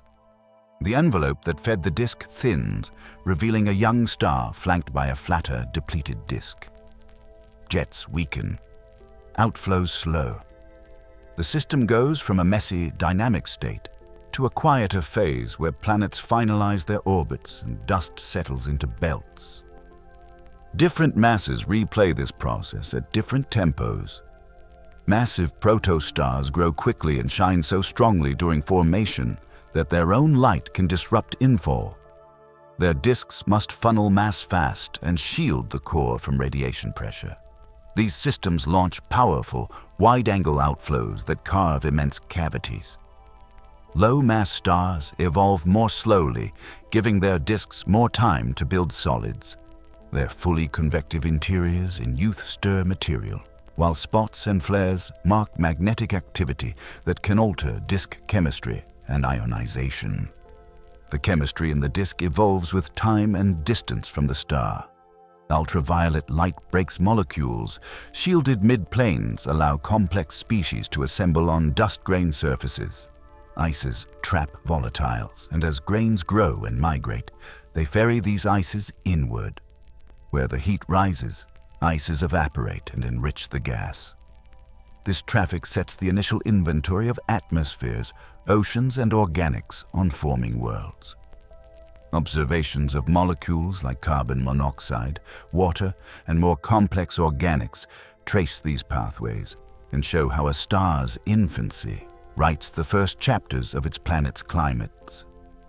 In the end, disks answer the spin problem by moving angular momentum outward while mass falls inward. They feed the star, vent through jets, and set the blueprint for planets. They turn a chaotic collapse into an organized system with orbits, belts, and gaps that persist long after the gas is gone. When the last wisps disperse, what remains is a young star standing clear of its cocoon, a handful of worlds tracing stable paths, and debris belts that will grind and glow for eons. Newborn stars do not appear in isolation. They emerge in groups shaped by the same cloud, the same feedback, and the same tides of gas. Those early neighborhoods will decide who stays bound, who becomes a wanderer, and how their combined light will sculpt their part of the galaxy. How do friendships between stars remake the places they live? Start small. Most stars don't enter the galaxy alone. They arrive in groups, loose associations spread over dozens of light years, or tight clusters with thousands of siblings in a single crowded volume. In those first few million years, the neighborhood matters more than any single star. Gravity ties the group together, gas fills the gaps between newborn suns, and the loudest voices, massive, hot stars, set the tone. Many of these stars also share their lives with a companion. Some pairs form from the same fragment of cloud, others capture each other in the bustle of a dense cluster. From that simple fact, stars often have partners, flows a chain of consequences that reaches across a galaxy. In a crowded nursery, proximity shapes destiny. Two stars that orbit close enough to trade material change each other's fates. The more massive one, which burns through fuel quickly, swells first. If it overflows its gravitational boundary, material streams toward the companion, forming a hot disk and tightening or widening the orbit depending on angular momentum. That transfer can strip the donor down to a helium core or spin up the partner so fast it becomes a blue straggler, a star that looks younger than its peers. In extreme cases, both spiral inward and merge, renewing their fuel supply and resetting their internal clocks. The path a star takes through its life becomes a multiplayer story when a nearby partner keeps tugging, sipping, and sometimes devouring. Clusters amplify this dynamic. Young, massive stars blow fierce winds and flood the cloud with ultraviolet light. Those winds sweep up shells of gas. Radiation tears electrons from atoms, heating and expanding the remaining gas. Over time, the combined pressure from winds, radiation, and early supernovae scours the nursery clean. Gas that might have made more stars gets expelled, halting birth in the core of the cluster. But on the edges, where swept-up shells cool and compress, the same feedback can trigger new star formation. It's a push-pull rhythm. Clear the center, press the rim, light a new ring of stars, then repeat. You can see a calm version of this in a familiar place. The Pleiades, a nearby open cluster, gathers a few hundred bright blue-white stars in a loose group only 100 million years old. The cluster drifts through a filament of dust that reflects starlight, giving the group a hazy veil. It's not a violent nursery anymore, but it shows how siblings travel together long after their birth cloud thins. Scale up to truly massive clusters, and the effects become dramatic. Packed with O-type stars, these giants carve superbubbles, cavities hundreds of light years across blown by winds and overlapping supernova shock waves. Those bubbles vent hot gas into the galactic halo, carry metals outward, and set the pressure balance that decides where the next generation will form. Binaries are the hinge on which several of the most interesting outcomes swing. When a white dwarf in a close pair siphons matter from a companion, it can march toward a threshold where gravity crushes the core and carbon ignites in a runaway. The result, a Type Ia supernova, acts like a calibrated detonator. It reaches a consistent peak brightness that lets astronomers measure vast distances. These explosions also flood galaxies with iron group elements. In another branch of this family tree, a neutron star or black hole in a binary feeds on a partner's wind or surface layers. The falling material heats as it swirls in, radiating X-rays that flicker with the rhythm of the inner orbit. Some of these systems launch jets at relativistic speeds. Others end when gravitational waves drain orbital energy until the pair merges. The odds of sharing your life with a companion depend on mass. Among the smallest stars, singletons are common.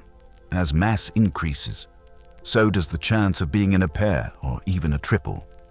By the time you reach the most massive stars, the majority have companions close enough to interact during their evolution.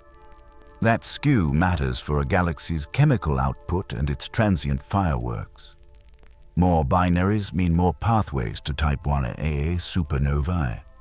More massive pairs mean more mergers that ring space-time and more heavy elements recycled into gas clouds. When astronomers model a galaxy's light, they have to account for these interactions. Otherwise, they undercount the events that shape the gas and misread the ages of the stars. Feedback from clusters doesn't just decide how many stars form. It also sets the stage for how gas circulates. Superbubbles can link into chimneys that vent into the halo, carrying dust, molecules, and magnetic fields. When the hot gas cools, some of it rains back, nudging turbulence and feeding new clouds. In spiral arms, waves of density slow gas and help it pile up. When those arms host young clusters, their winds help sculpt feathers and spurs that seed more clouds downstream. On the scale of a disk, the pattern looks like a relay, where each generation hands off momentum and enriched material to the next. Not every binary ends in a big flash. Some exchange is quiet and slow. A red giant can lose mass to a smaller partner, leaving behind a white dwarf gently heating its surroundings with ultraviolet light. Over tens of thousands of years, weakly ionized bubbles grow around such pairs. In other cases, two stars share a common envelope when one expands dramatically.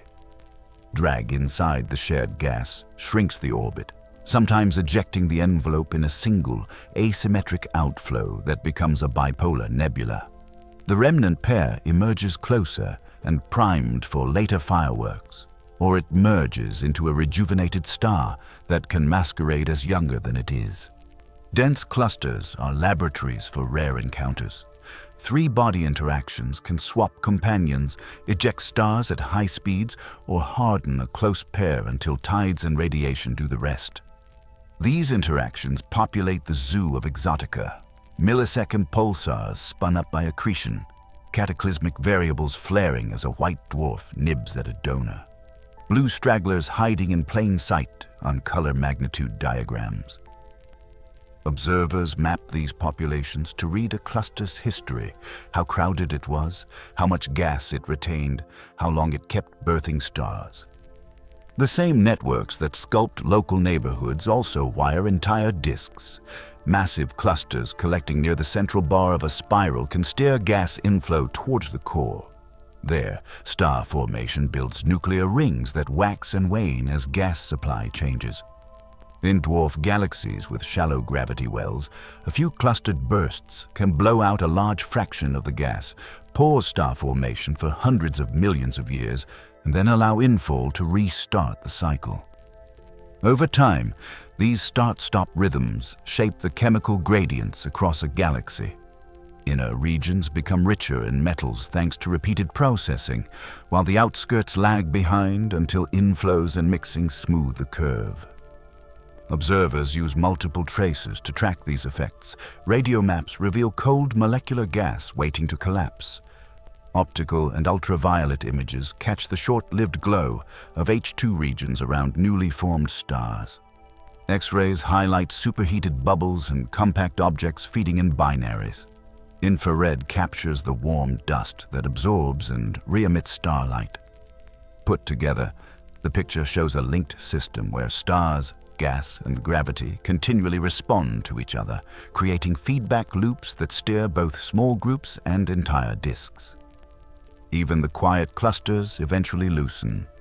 As stars drift and the galaxy's tidal field tugs, many groups dissolve, releasing their members to the wider disk. The imprint persists in streams of common motion, subtle signatures that surveys can pick out. Those streams carry a shared chemical fingerprint, proof they were born together. When two streams cross, stars that once shared a nursery might pass close again, but now they belong to a larger pattern. The galaxy's layered memory of where and how its families formed. A neighborhood builds culture. A stellar neighborhood builds chemistry. Binaries and clusters control how much radiation swims through a region, how many heavy elements reach the next cloud, and how often the night lights up with transient events. The rate of type Ia explosions in a galaxy traces the hidden web of older binaries still simmering toward detonation.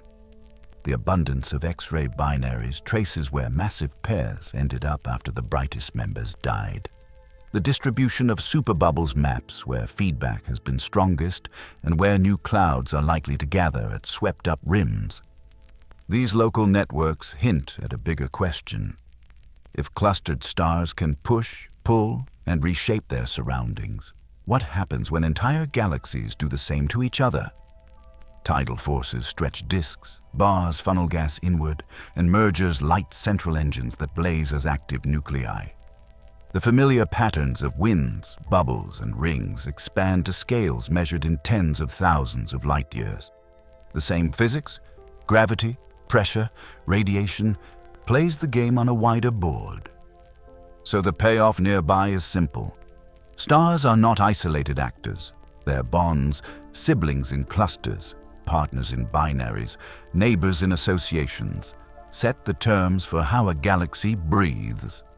They enrich the gas, launch the winds, and trigger the next wave of births at the edges of cleared cavities. Trace the threads from a blue straggler in a fading open cluster to a superbubble on a spiral arm to a distant type Ia that marks the galaxy's age, and the same theme repeats.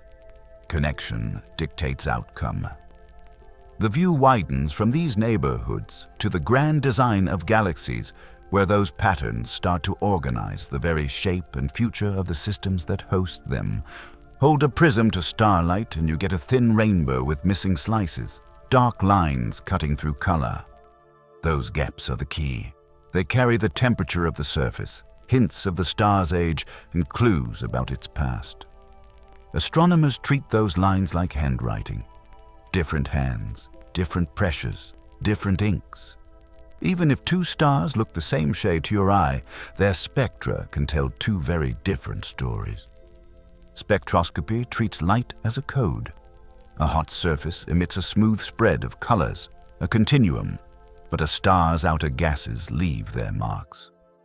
At very specific wavelengths, atoms and ions absorb light as their electrons jump between energy levels. Those missing wavelengths appear as absorption lines across the rainbow. Each chemical element has a set of allowed jumps, so the pattern of lines forms a signature. Hydrogen stamps a series called Balmer lines in the visible. Calcium carves out strong features in the blue and near-infrared. Iron scatters a crowd of narrow lines across the spectrum. Read together, these marks reveal what the star is made of and the conditions at its surface. Color alone can be deceptive. Two stars can both look white or pale yellow, yet one might be metal-poor and old, while the other is metal-rich and younger. Surface gravity can also fool the eye. A giant star and a dwarf of the same temperature glow with similar hues but imprint different line shapes. Giants with low surface gravity show pressure-broadened lines that are wider and shallower in a subtly different way than dense dwarfs, whose high gravity tightens the gas and shifts the balance of broadening mechanisms. The lines clear up that ambiguity. Temperature leaves fingerprints first. The overall curve of the continuum peaks at shorter wavelengths for hotter stars and at longer wavelengths for cooler ones. Beyond the continuum, line ratios provide sensitive thermometers. Hydrogen Balmer lines grow in strength up to a certain temperature range and then weaken as hydrogen becomes ionized or remains in ground states that do not absorb as much. Helium lines appear in hot, blue stars and vanish in cooler ones. In cool red stars, molecules like titanium oxide add bands that never show up in hotter atmospheres. By comparing the depths and ratios of these features, you can pin down temperature within a few percent. Chemical richness, astronomers call it metallicity, shows up in the strength of metal lines. Iron lines are a common measure since iron has many transitions across visible wavelengths. In metal-poor stars, those iron lines are faint, sometimes barely there, while alpha elements such as magnesium and calcium can still stand out depending on the star's history. The calcium H and K lines near the violet edge stay strong, even at modest metallicities, and help flag older populations. By calibrating line strengths against well-studied standards, you can estimate a star's metal content and, by extension, the conditions of the cloud it formed from. Gravity writes its own accent into the spectrum. High surface gravity in compact dwarfs compresses the gas, increasing pressure broadening that smears lines. Low gravity in giants does the opposite, producing sharper cores and different wings. Balmer line wings respond noticeably to gravity in certain temperature ranges, which lets astronomers separate giants from dwarfs at a glance. This matters because luminosity depends heavily on radius and gravity, so the same temperature can correspond to very different absolute brightness.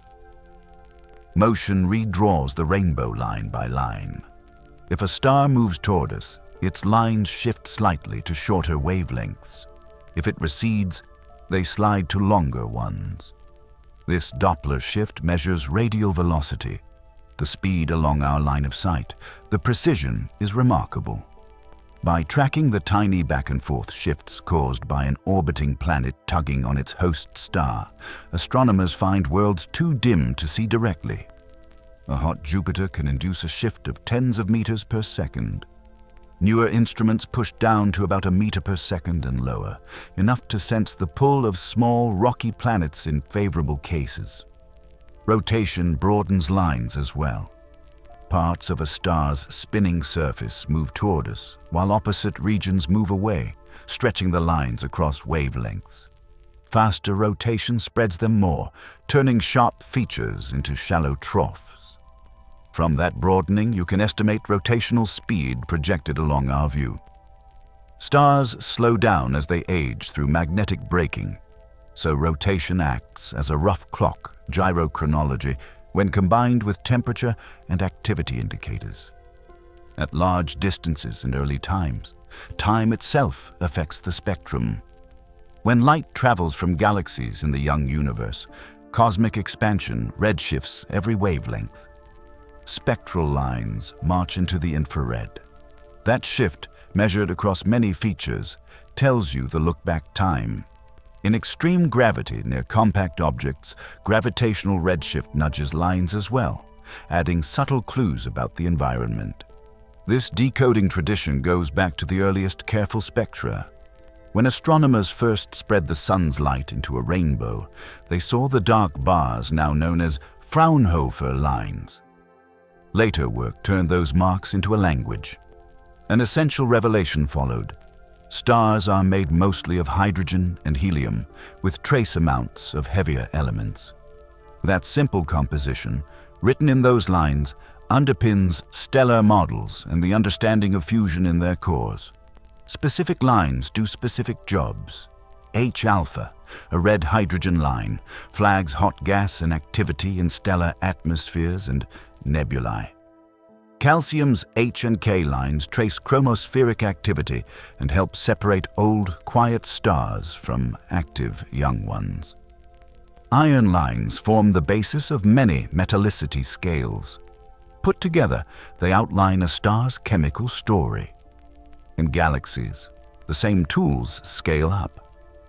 Blended absorption from many stars sketches a population's age and metallicity, while bright emission lines from ionized gas trace current star formation and the hardness of the radiation field. Precision matters.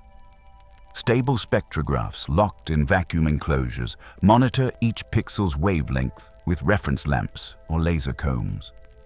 With that stability, you can detect line shifts smaller than 1,000th of a nanometer. It's enough to feel the gravity of unseen companions.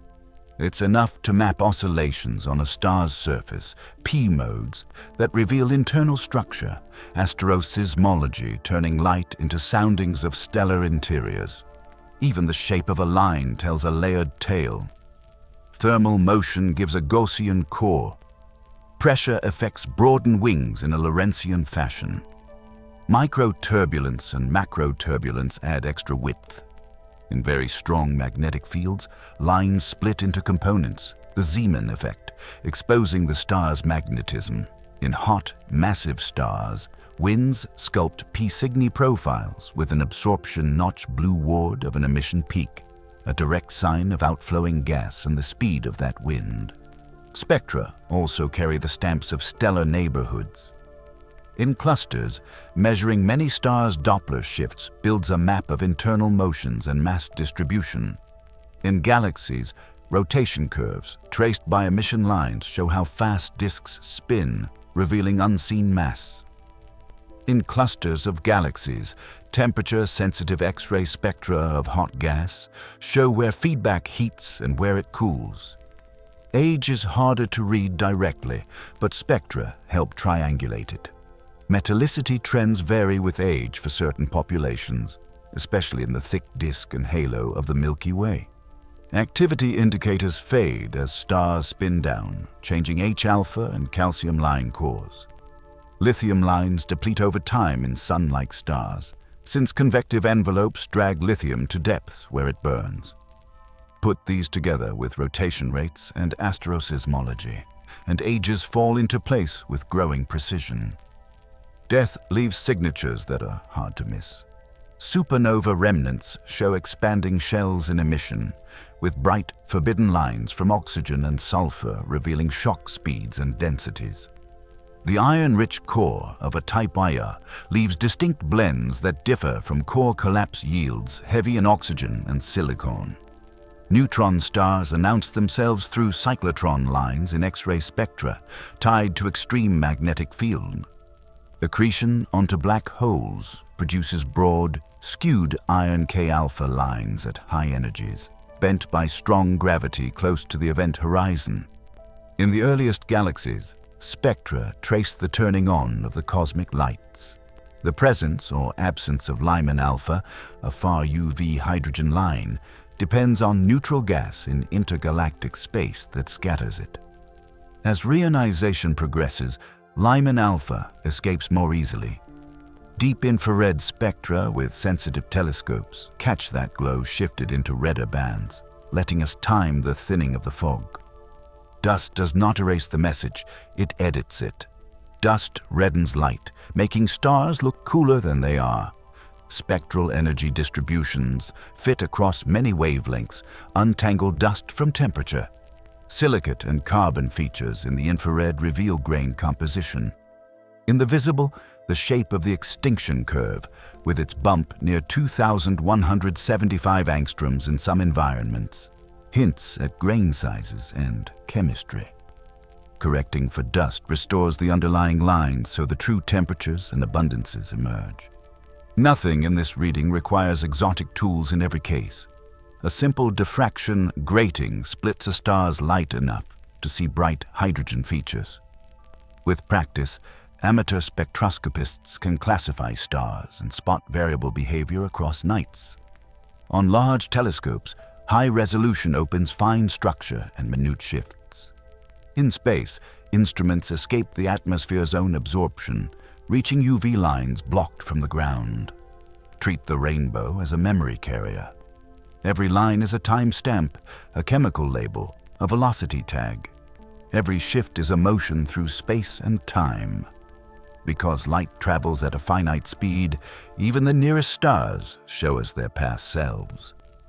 Push farther, and spectra become literal time markers, with lines stretched by a universe that was smaller when the photons left. Telescopes extend our reach, not by moving us through time, but by collecting the long traveling signals that already left. With the code in hand and the rainbow unfolded, we can read how a star lives, falters, and leaves traces we can follow beyond its final breath. What remains when a star has nothing left to burn? Its core stripped to the essentials, held together by gravity and stopped by quantum rules that only show up when matter is pushed to extremes. Low and intermediate mass stars run out of fuel quietly. They shed their outer layers into space, leaving behind a white dwarf no larger than Earth, yet containing about half the Sun's mass. Massive stars don't settle so gently. Their cores collapse under their own weight, and the leftovers are even stranger. A neutron star, or if the mass is high enough, a black hole where gravity wins without compromise. A white dwarf resists collapse not by heat or fusion, but by electron degeneracy pressure, electrons packed so tightly that the Pauli exclusion principle keeps them from sharing the same quantum states. That quantum pushback holds up the star, but there is a hard limit to what electrons can support.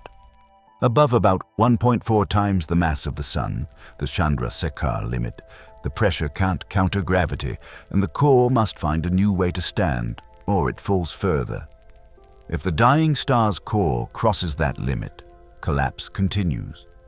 Protons and electrons combine into neutrons, releasing a flood of neutrinos and forming a neutron star with a radius of about 10 to 12 kilometers and a density that squeezes a mountain into a sugar cube. Neutron stars rely on neutron degeneracy pressure and the strong nuclear force at short ranges.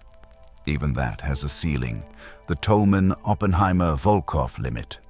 Above roughly 2 to 3 solar masses in the core, neutrons can't resist gravity's pull, and the result is a black hole. Past the event horizon, escape is impossible. Space and time are bent so steeply that all paths lead inward. The story of what remains turns on a few numbers and a set of physical principles that sound abstract until you look at real objects in the sky. White dwarfs sit in the remains of their former envelopes, glowing from leftover heat. They have no ongoing fusion, so they cool steadily for billions of years, radiating away their warmth. Many have carbon-oxygen cores. The most massive white dwarfs likely hold oxygen-neon-magnesium. We see their cooling tracks in clusters, faint sequences of points on a color magnitude diagram that step down with time. In old globular clusters, these sequences act like clocks. The fainter the white dwarfs, the older the cluster. Given enough time, longer than the universe has existed, they would cool to become black dwarfs, cold and dark remnants. We haven't had the time to see one yet. Neutron stars reveal themselves in pulses.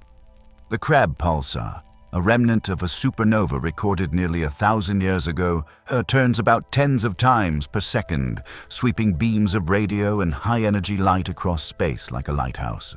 Its spin slows as it loses energy, and the field lines anchored to its crust sling charged particles outward. Some neutron stars spin far faster, pulsars that whirl hundreds of times per second, spun up by siphoning matter from a companion star, their timing rivals atomic clocks. In the densest catalogues of the sky, we can map entire clusters by following these ticks. Black holes are stealthier, but not silent. When gas falls in, it heats to high temperatures and radiates. The disk glows in X-rays, and sometimes jets that thread entire galaxies erupt from the surroundings. Closer to home, the center of the Milky Way hosts a supermassive black hole. Imaging of its surroundings shows hot plasma swirling in tight orbits. Star paths near the core reveal a compact mass with millions of suns squeezed within a region smaller than our solar system. In those inner orbits, light itself loses energy climbing out, shifted to red by gravity. The numbers strain intuition. A white dwarf packs a sun-like mass into an Earth-sized sphere. Surface gravity is hundreds of thousands of times higher than Earth's. Drop a marble and it smacks the surface at thousands of kilometers per hour. A neutron star crams more than the sun into a ball the size of a city. A teaspoon would weigh billions of tons. Even light must work harder near such gravity. Photons leaving a neutron star emerge redder, their energy shaved by the gravitational well. The effect is small compared to a black hole, but measurable in spectral lines. At the edge of a black hole, the event horizon marks a boundary more about time than space. Cross it, and all possible futures end at the singularity. Outside, clocks near the horizon tick slower relative to distant observers. A flash of light sent outward stretches in wavelength, fading with distance. This gravitational redshift is no trick of perspective. It is part of how space-time behaves under extreme mass. Scale up the mass by millions or billions of suns, and the horizon grows big enough to swallow orbits and drag entire gas clouds into hot, bright spirals. All these endpoints are governed by what pressure can do without heat. That's a shift from the live star's lead. Fusion sets the pace when stars burn. Quantum rules take over when they stop.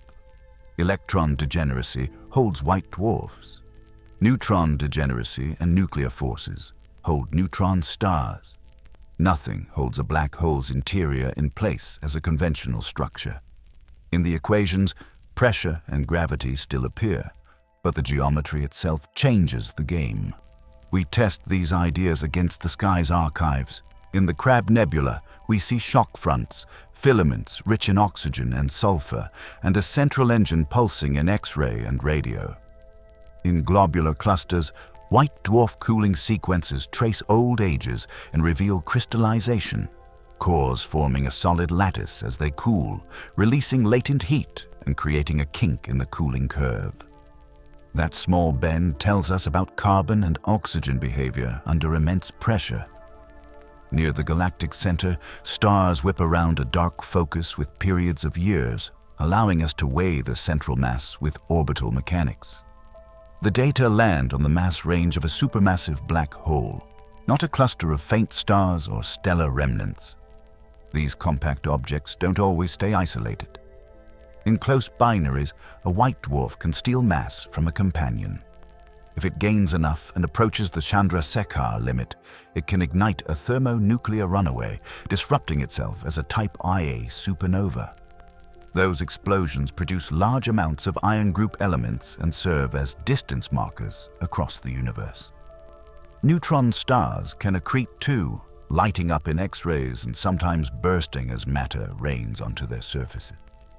Black holes in binaries reveal themselves through their disks and jets, and their masses, measured through orbital dynamics, often fall in a few to several tens of solar masses. Spins and fields add texture. Neutron stars carry magnetic fields trillions of times stronger than Earth's. A crust quake or a twist in the field can release sudden outbursts. Some neutron stars, called magnetars, flare in gamma rays, brief flashes that hint at internal stresses in matter near nuclear density. White dwarfs also rotate and have magnetic fields. In some cases, those fields funnel accretion flows into bright hotspots. The range of behaviors grows when these remnants interact with their environments, carving bow shocks through gas, shaping nebulae, and stirring turbulence. Gravity's imprint shows up in subtle signatures. Spectral lines from the surface of white dwarfs are broadened and shifted, not only by pressure, but by gravitational redshift. For some nearby objects, we can measure this shift directly, confirming their compactness. The timing of pulsars lets us test relativity in strong fields. In systems where two neutron stars orbit each other, their pulses arrive early or late as space-time bends. We see the orbit shrink over time as energy leaves the system as gravitational waves, matching prediction. The endpoint of nothing left to burn does not mean stillness. White dwarfs continue to cool. Neutron stars spin down and sometimes switch on and off as pulsars. Black holes grow if they find fuel. The remains also feed back into their surroundings. Winds from pulsars inflate bubbles. Jets from accreting black holes push on interstellar gas. Even a quiet white dwarf contributes to the galactic census by locking up heavy elements in compact form before future encounters liberate them. Now draw the line forward. If remnants meet again, the stakes increase. A white dwarf merging with another can set off a thermonuclear blast. Two neutron stars spiral together, their final dance shaking space-time and spewing heavy elements into space. A neutron star sinking into a black hole can light a brief, hard flash of gamma rays. These outcomes don't just end stories. They write new chapters in the chemistry of galaxies and in the ripples of space-time we can now detect. Endings, in this view, become beginnings. They release elements forged in interiors and unlock energy in forms we could not see before. Neutrino bursts, gravitational waves, relativistic jets.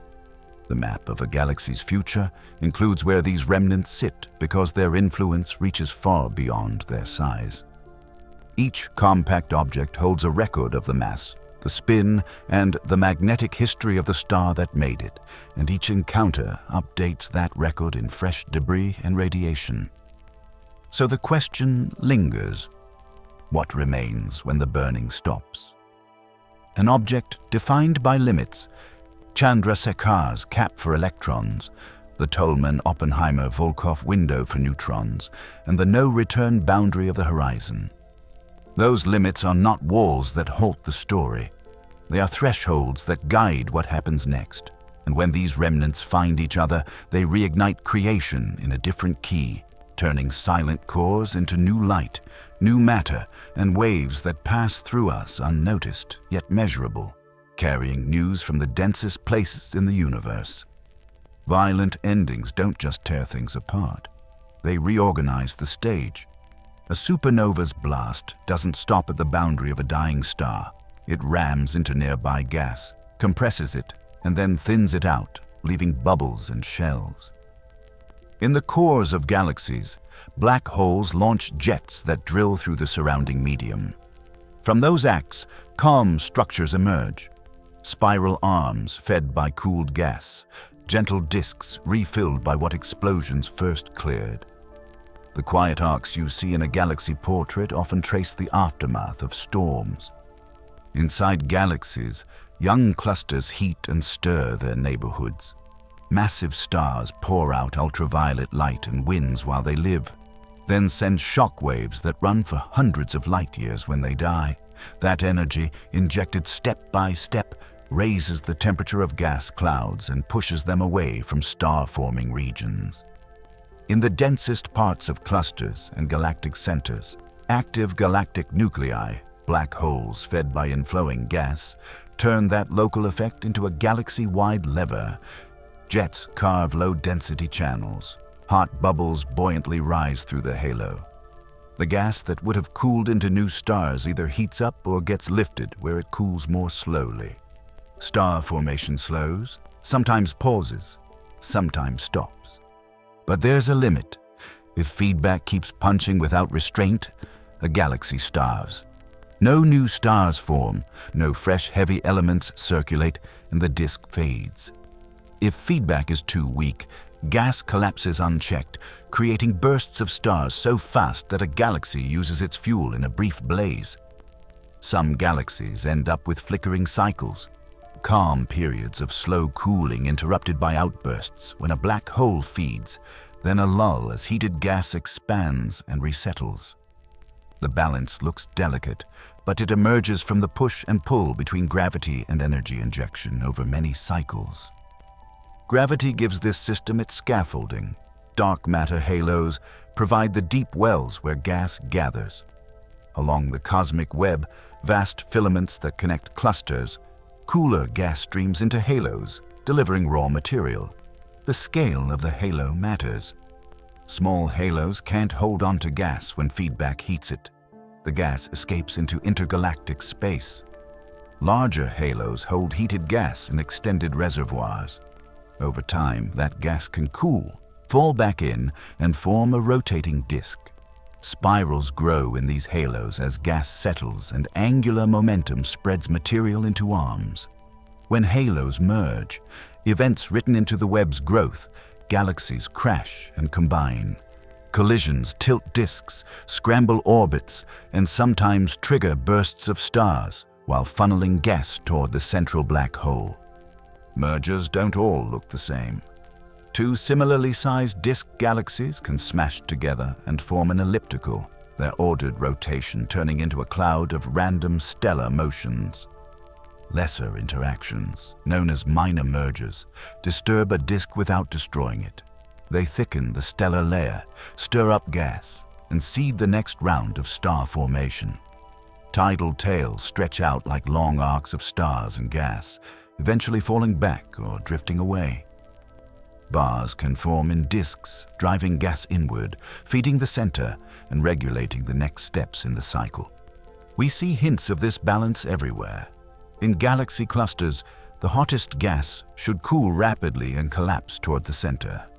Instead, cavities show up, voids in X-ray maps that line up with radio jets from central black holes.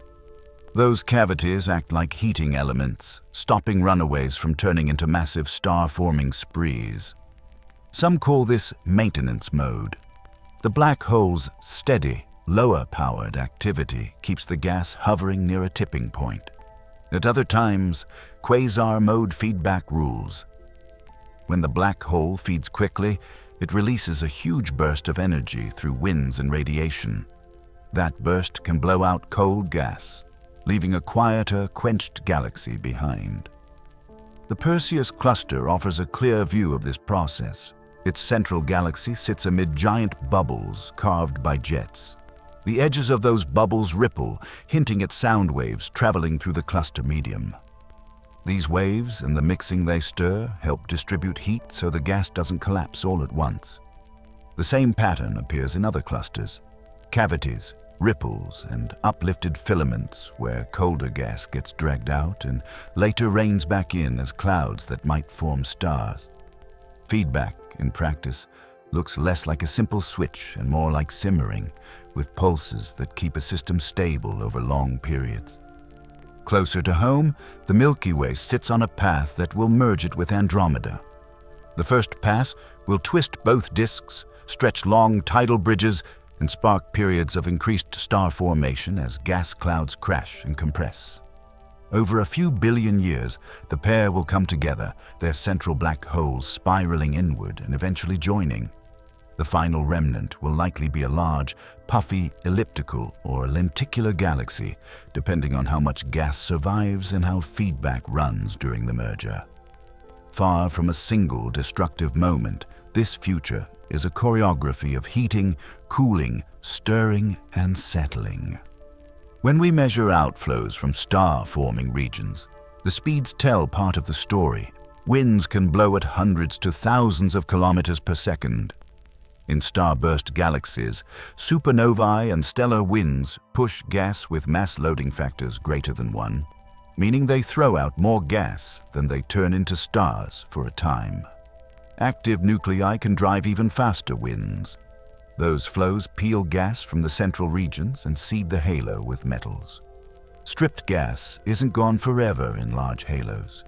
Much of it lingers, warms, cools, and cycles back, providing delayed fuel that spreads star formation across longer timescales.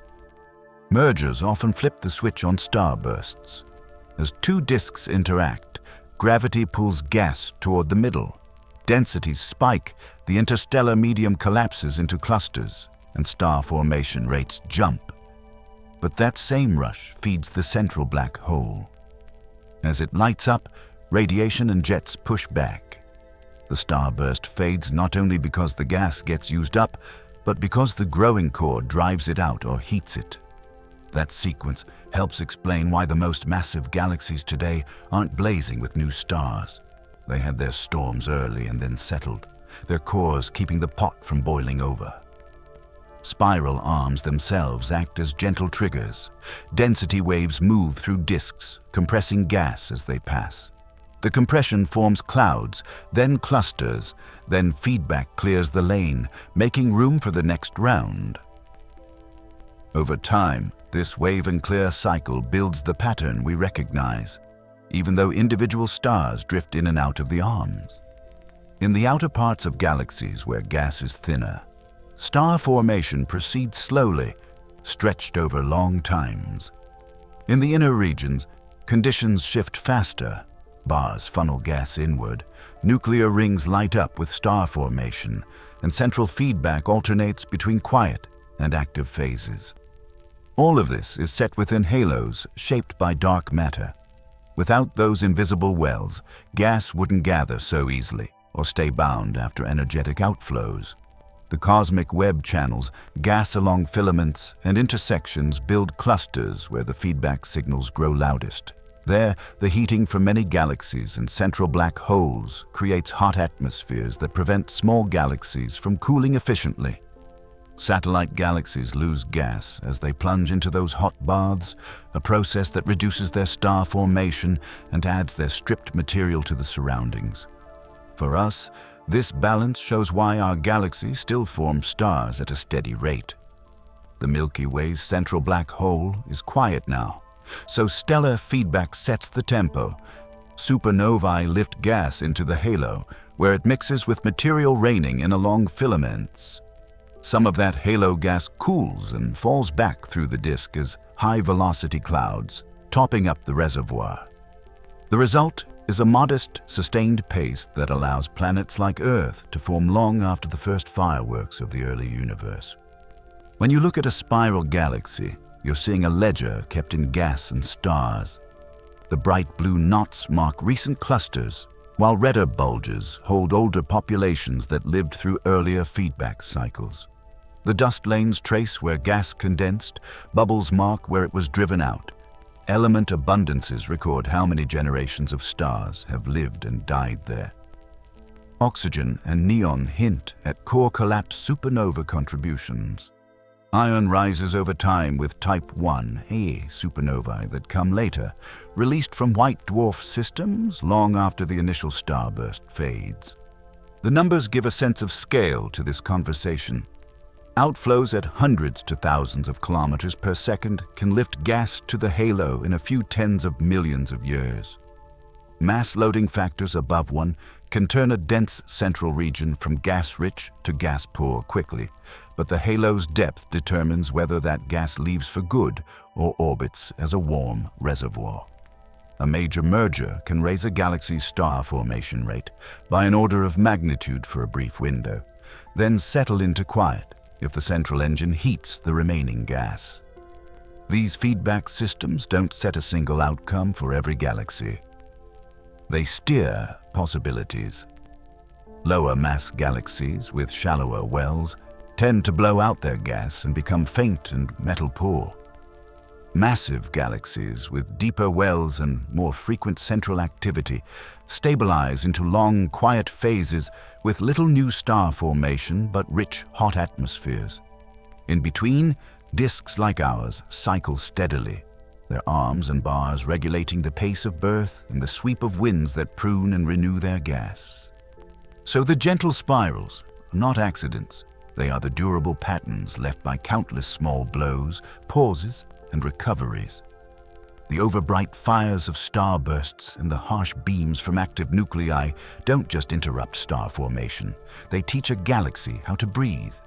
Gas comes in, heats, cools, forms stars, and gets returned, enriched, and rearranged. Over billions of years, that loop sculpts the shapes we see and sets the chemistry we inherit. And that leads us back to the nearby truth. The elements in your air, your oceans, your body move through these loops, lifted by supernovae, warmed in halos, settled again into clouds, and built into worlds. The quiet pattern of a spiral arm owes its grace to those earlier storms, and the storms owe their power to the light that stars throw into their surroundings. The cycle narrows from galaxies to us, and the message in those elements continues forward.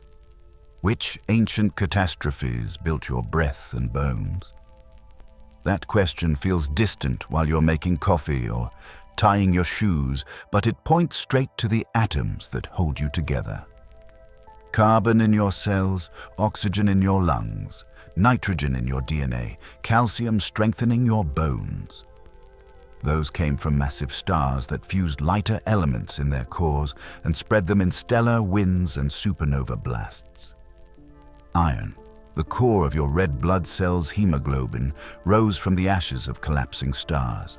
The gold in a ring, or a tiny speck in your brain's electrical machinery, traces back to rarer, more violent collisions.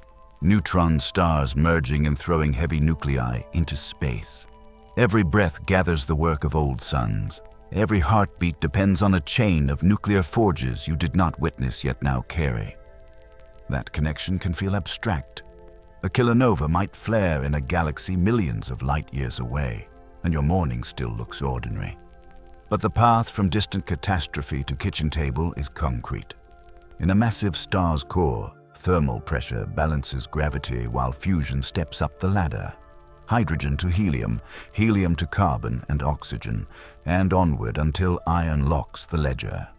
When the core collapses, neutrinos surge outward and a shock wave rips through the star's layers, hurling carbon, oxygen, magnesium, silicon, and iron into the surrounding space at thousands of kilometers per second. That debris mixes with colder gas, cools, forms dust grains, and settles into a larger cloud. Over millions of years, gravity gathers that cloud into a new stellar nursery. Disks form around newborn stars. In those disks, dust grains collide, stick, grow into pebbles, then boulders, then planetesimals, then whirl. The atoms ejected by one star become the bedrock and atmosphere of the next generation's planets. Gold, platinum, and uranium follow a different road. When two neutron stars orbit each other, they slowly lose energy through ripples in space-time and spiral together. In their final moments, tidal forces and magnetic fields tear neutron-rich material free. That matter decompresses and undergoes rapid neutron capture. Nuclei climb past iron, stacking neutrons faster than they can decay, then settle into stable, heavy elements as the radioactive fire fades. The outflow glows as a kilonova, then dims to darkness. The heavy elements spread and, like the lighter ones, eventually drift into new clouds and new disks. Some of that material ends up in planetary crusts, cores, oceans, and life. The wedding band on a hand and the catalytic sites of some enzymes both owe their existence to those brief, dense furnaces. If the chain still feels remote, bring it closer through time itself. The light we see from supernova, remnants and kilonovae left long ago, stretched by the expansion of space into redder wavelengths. You witness their past even as their atoms have long since joined the present. The oxygen you inhale may have cycled through multiple stars before finding your lungs. Water in a glass might carry deuterium ratios that trace ancient clouds. Iron in blood, bound to oxygen with each heartbeat, likely came from one or more core collapse supernovae in the Milky Way's past, mixed into the gas that formed the Sun and Earth. What you observe in the telescope and what you carry under your skin are two parts of the same story, separated by light's travel time and reunited in awareness. Think of a single neutron-star merger. Models estimate that such an event can produce heavy elements on the order of a few hundredths of a solar mass. Even a tiny fraction of that yield in gold would dwarf humanity's total mind stock by many times. One cosmic collision could, in principle, account for more gold than all the veins we have ever found. Yet those elements did not end up in one place. They dispersed, mixed into a galactic reservoir, and seeded many systems. Contrast that with iron. The average core collapse supernova sends out significant iron group yields, and over the galaxy's history, countless such explosions have raised the iron content of the interstellar medium. The average adult body contains a few grams of iron, enough for a small nail, but its presence is a direct consequence of those repeated stellar deaths enriching the gas that formed our planet. Follow an atom's path. Start as hydrogen in the early universe, bonded into molecular clouds cooling along filaments. A portion falls into a halo and forms a star. That star synthesizes carbon and oxygen, then ends its life in a violent outburst, pushing a shock front into the surrounding gas. The carbon atom rides a grain of soot into a cooler region where ultraviolet light and shock turbulence break, reform, and coat it with ices. The cloud collapses again. The atom lands in a disk and becomes part of a carbonaceous chondrite. collisions scatter fragments. Some sink into a growing planet's mantle, some remain in the crust. Weathering and biology move it through air, ocean, rocks, leaves, lungs. It spends time in a tree ring, then in a seed, then in food, then in skin. The cycle continues. That same atom may return to the air as carbon dioxide, join a coral reef, or settle into limestone for millennia before resurfacing. At each stage, the original cosmic provenance remains.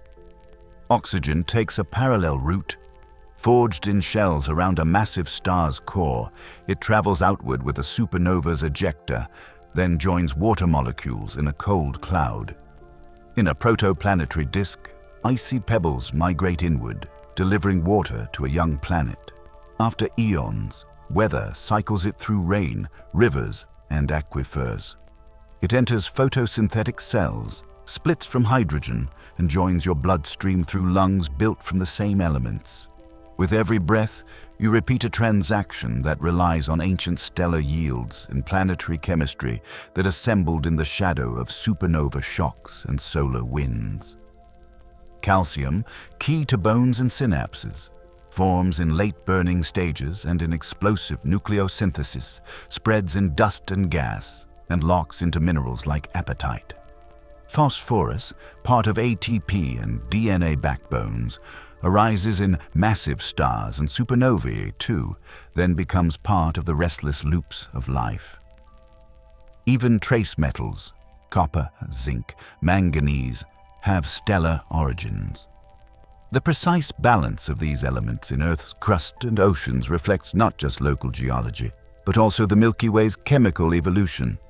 How many massive stars formed before the Sun, how frequently certain supernova types occurred, and how far galactic winds carried metals between spiral arms. The cosmos writes with patient loops. Birth, change, decay, and renewal repeat across scales. A cloud collapses, a star burns, an explosion disperses, a new cloud forms from the ashes. In human terms, cells divide, specialize, age, and return their molecules to soil and sea. The rhythm stays similar, even as the instruments change. When you see a supernova remnant's filaments, you're looking at dust and gas in mid-cycle, already cooling, already preparing to be part of something quieter. When you drink water, you join a cycle that depends on old oxygen and hydrogen produced in the first few minutes of the universe and in the bellies of long-gone stars. You live in the overlap between time seen and time experienced. A telescope shows a galaxy as it was millions of years ago, while your body carries atoms that left stars billions of years ago and now flow through processes measured in seconds. Light's stretching with cosmic expansion. Its redshift makes distant events appear slower, yet the products of those events exist here at ordinary speed. That dual view lets us watch the past while using its materials in the present. It's not a metaphor. It's physics and chemistry written into bones, blood, teeth, and thoughts. The distance fades further when you think about scales of abundance. The sun formed from a cloud already enriched by earlier generations. Meteorites preserve tiny grains older than the solar system. Stardust with isotopic ratios that mark specific types of stars. Those grains survived the violence of planet formation, then landed here, tiny time capsules tucked into rocks. They prove mixing, travel, and survival across improbable journeys. When you heat a pan on a stove, the copper's conductivity depends on an electron sea shaped by atomic structure that originated in stellar interiors. When you use a smartphone, gold and rare earths move signals through circuits, their atomic identities set by neutron capture histories in dead stars. Even our sense of value carries echoes of those origins. We prize gold for its luster and resistance to corrosion, but its rarity reflects astrophysical bottlenecks. Heavy, process elements require rare settings. Their scarcity in Earth's crust is both a planetary sorting story and a cosmic production story. Iron's relative abundance compared to gold mirrors the frequency of the events that make them. Your body takes advantage of these distributions, iron for oxygen transport because it sits at a sweet spot of abundance and chemistry, calcium for skeletons because it is available and forms solid, stable salts. Life's toolkit is a sampler of what stars provided in bulk and what physics allows to bind, fold, and react in water. The link between personal and cosmic cycles invites a different kind of attention. When you exhale, you return carbon to the air that a plant may take up and a future animal may use. When a leaf falls, its atoms return to soil, to rivers, to oceans, and onward. Those flows rest on an inventory written by stars. The connection is not poetic garnish, it is a chain of nuclear events, shock waves, mixing, cooling, and chemistry. Accepting that chain gives weight to ordinary acts, breathing, drinking, walking under a dim sky, and knowing that the light is delayed while the matter is present. So carry that awareness outside. Look up at a faint star and think not of distance alone, but of continuity. The light comes from a surface you will never touch, slowed by the expansion of space, filtered through dust, and finally reaching your eye. The atoms in your eye's retina came by a slower road, older and more circuitous, and now they interpret the signal sent by their cousins. The payoff hides in plain sight. Violence on cosmic scales, shock fronts, mergers, collapses, made the chemistry that lets a brain form a thought and a mouth speak a word. Stars ended so that molecules could begin. You are a ledger of those endings, holding their entries in every cell. The memory does not live in text, it lives in composition. To know that is to read your own body as a record of supernovae and kilonovae, to see iron and carbon as signatures, not just substances. Keep listening to starlight. It speaks in spectra and colors, in photons stretched thin by time, and in the quiet weight of the elements you carry. Tonight, let that quiet awareness travel with you as you step into the dark and see the sky as a living archive still speaking. Hold this thought a moment longer. Matter keeps records. Carbon remembers a furnace. Oxygen remembers a shock wave. Calcium remembers a quiet shell of a dying star. Every element carries a timestamp in its abundance and isotopes, a trail of origins written into its nucleus. When you breathe, when you speak, those records move again. The universe does not store its memory in books. It stores it in bonds, spins, and spectra, and it lets us read. You can test this claim in small ways. A magnet bends charged particles shaped by ancient explosions. A spectrograph splits starlight into lines that line up with the elements in your blood. Meteorites hold ratios of isotopes that match the output of particular types of stellar deaths. None of this is abstract. It's a ledger with entries that add up to you standing here now, under a sky that still writes new lines each night. So step outside if you can. Find a star so faint you have to relax your eyes to keep it in view. Let its color settle. That hue is temperature. Its steadiness hints at distance and age. Its place among its neighbors tells you which arm of our galaxy holds it. Ask quietly, what mix of births and endings sent that light to you? The answer is not a sentence. It is a set of processes unfolding across time, still ongoing. Let the night be an archive you do not need to finish. Learn one more line tomorrow. Notice how clouds thin and reveal a different map. Notice how the moon washes out the faint ones and how, after it sets, the dim return. Each time you catch that return, you practice reading. Each time you carry forward the same record those atoms keep, movement, exchange, renewal, until the next clear night arrives and a new entry appears in view.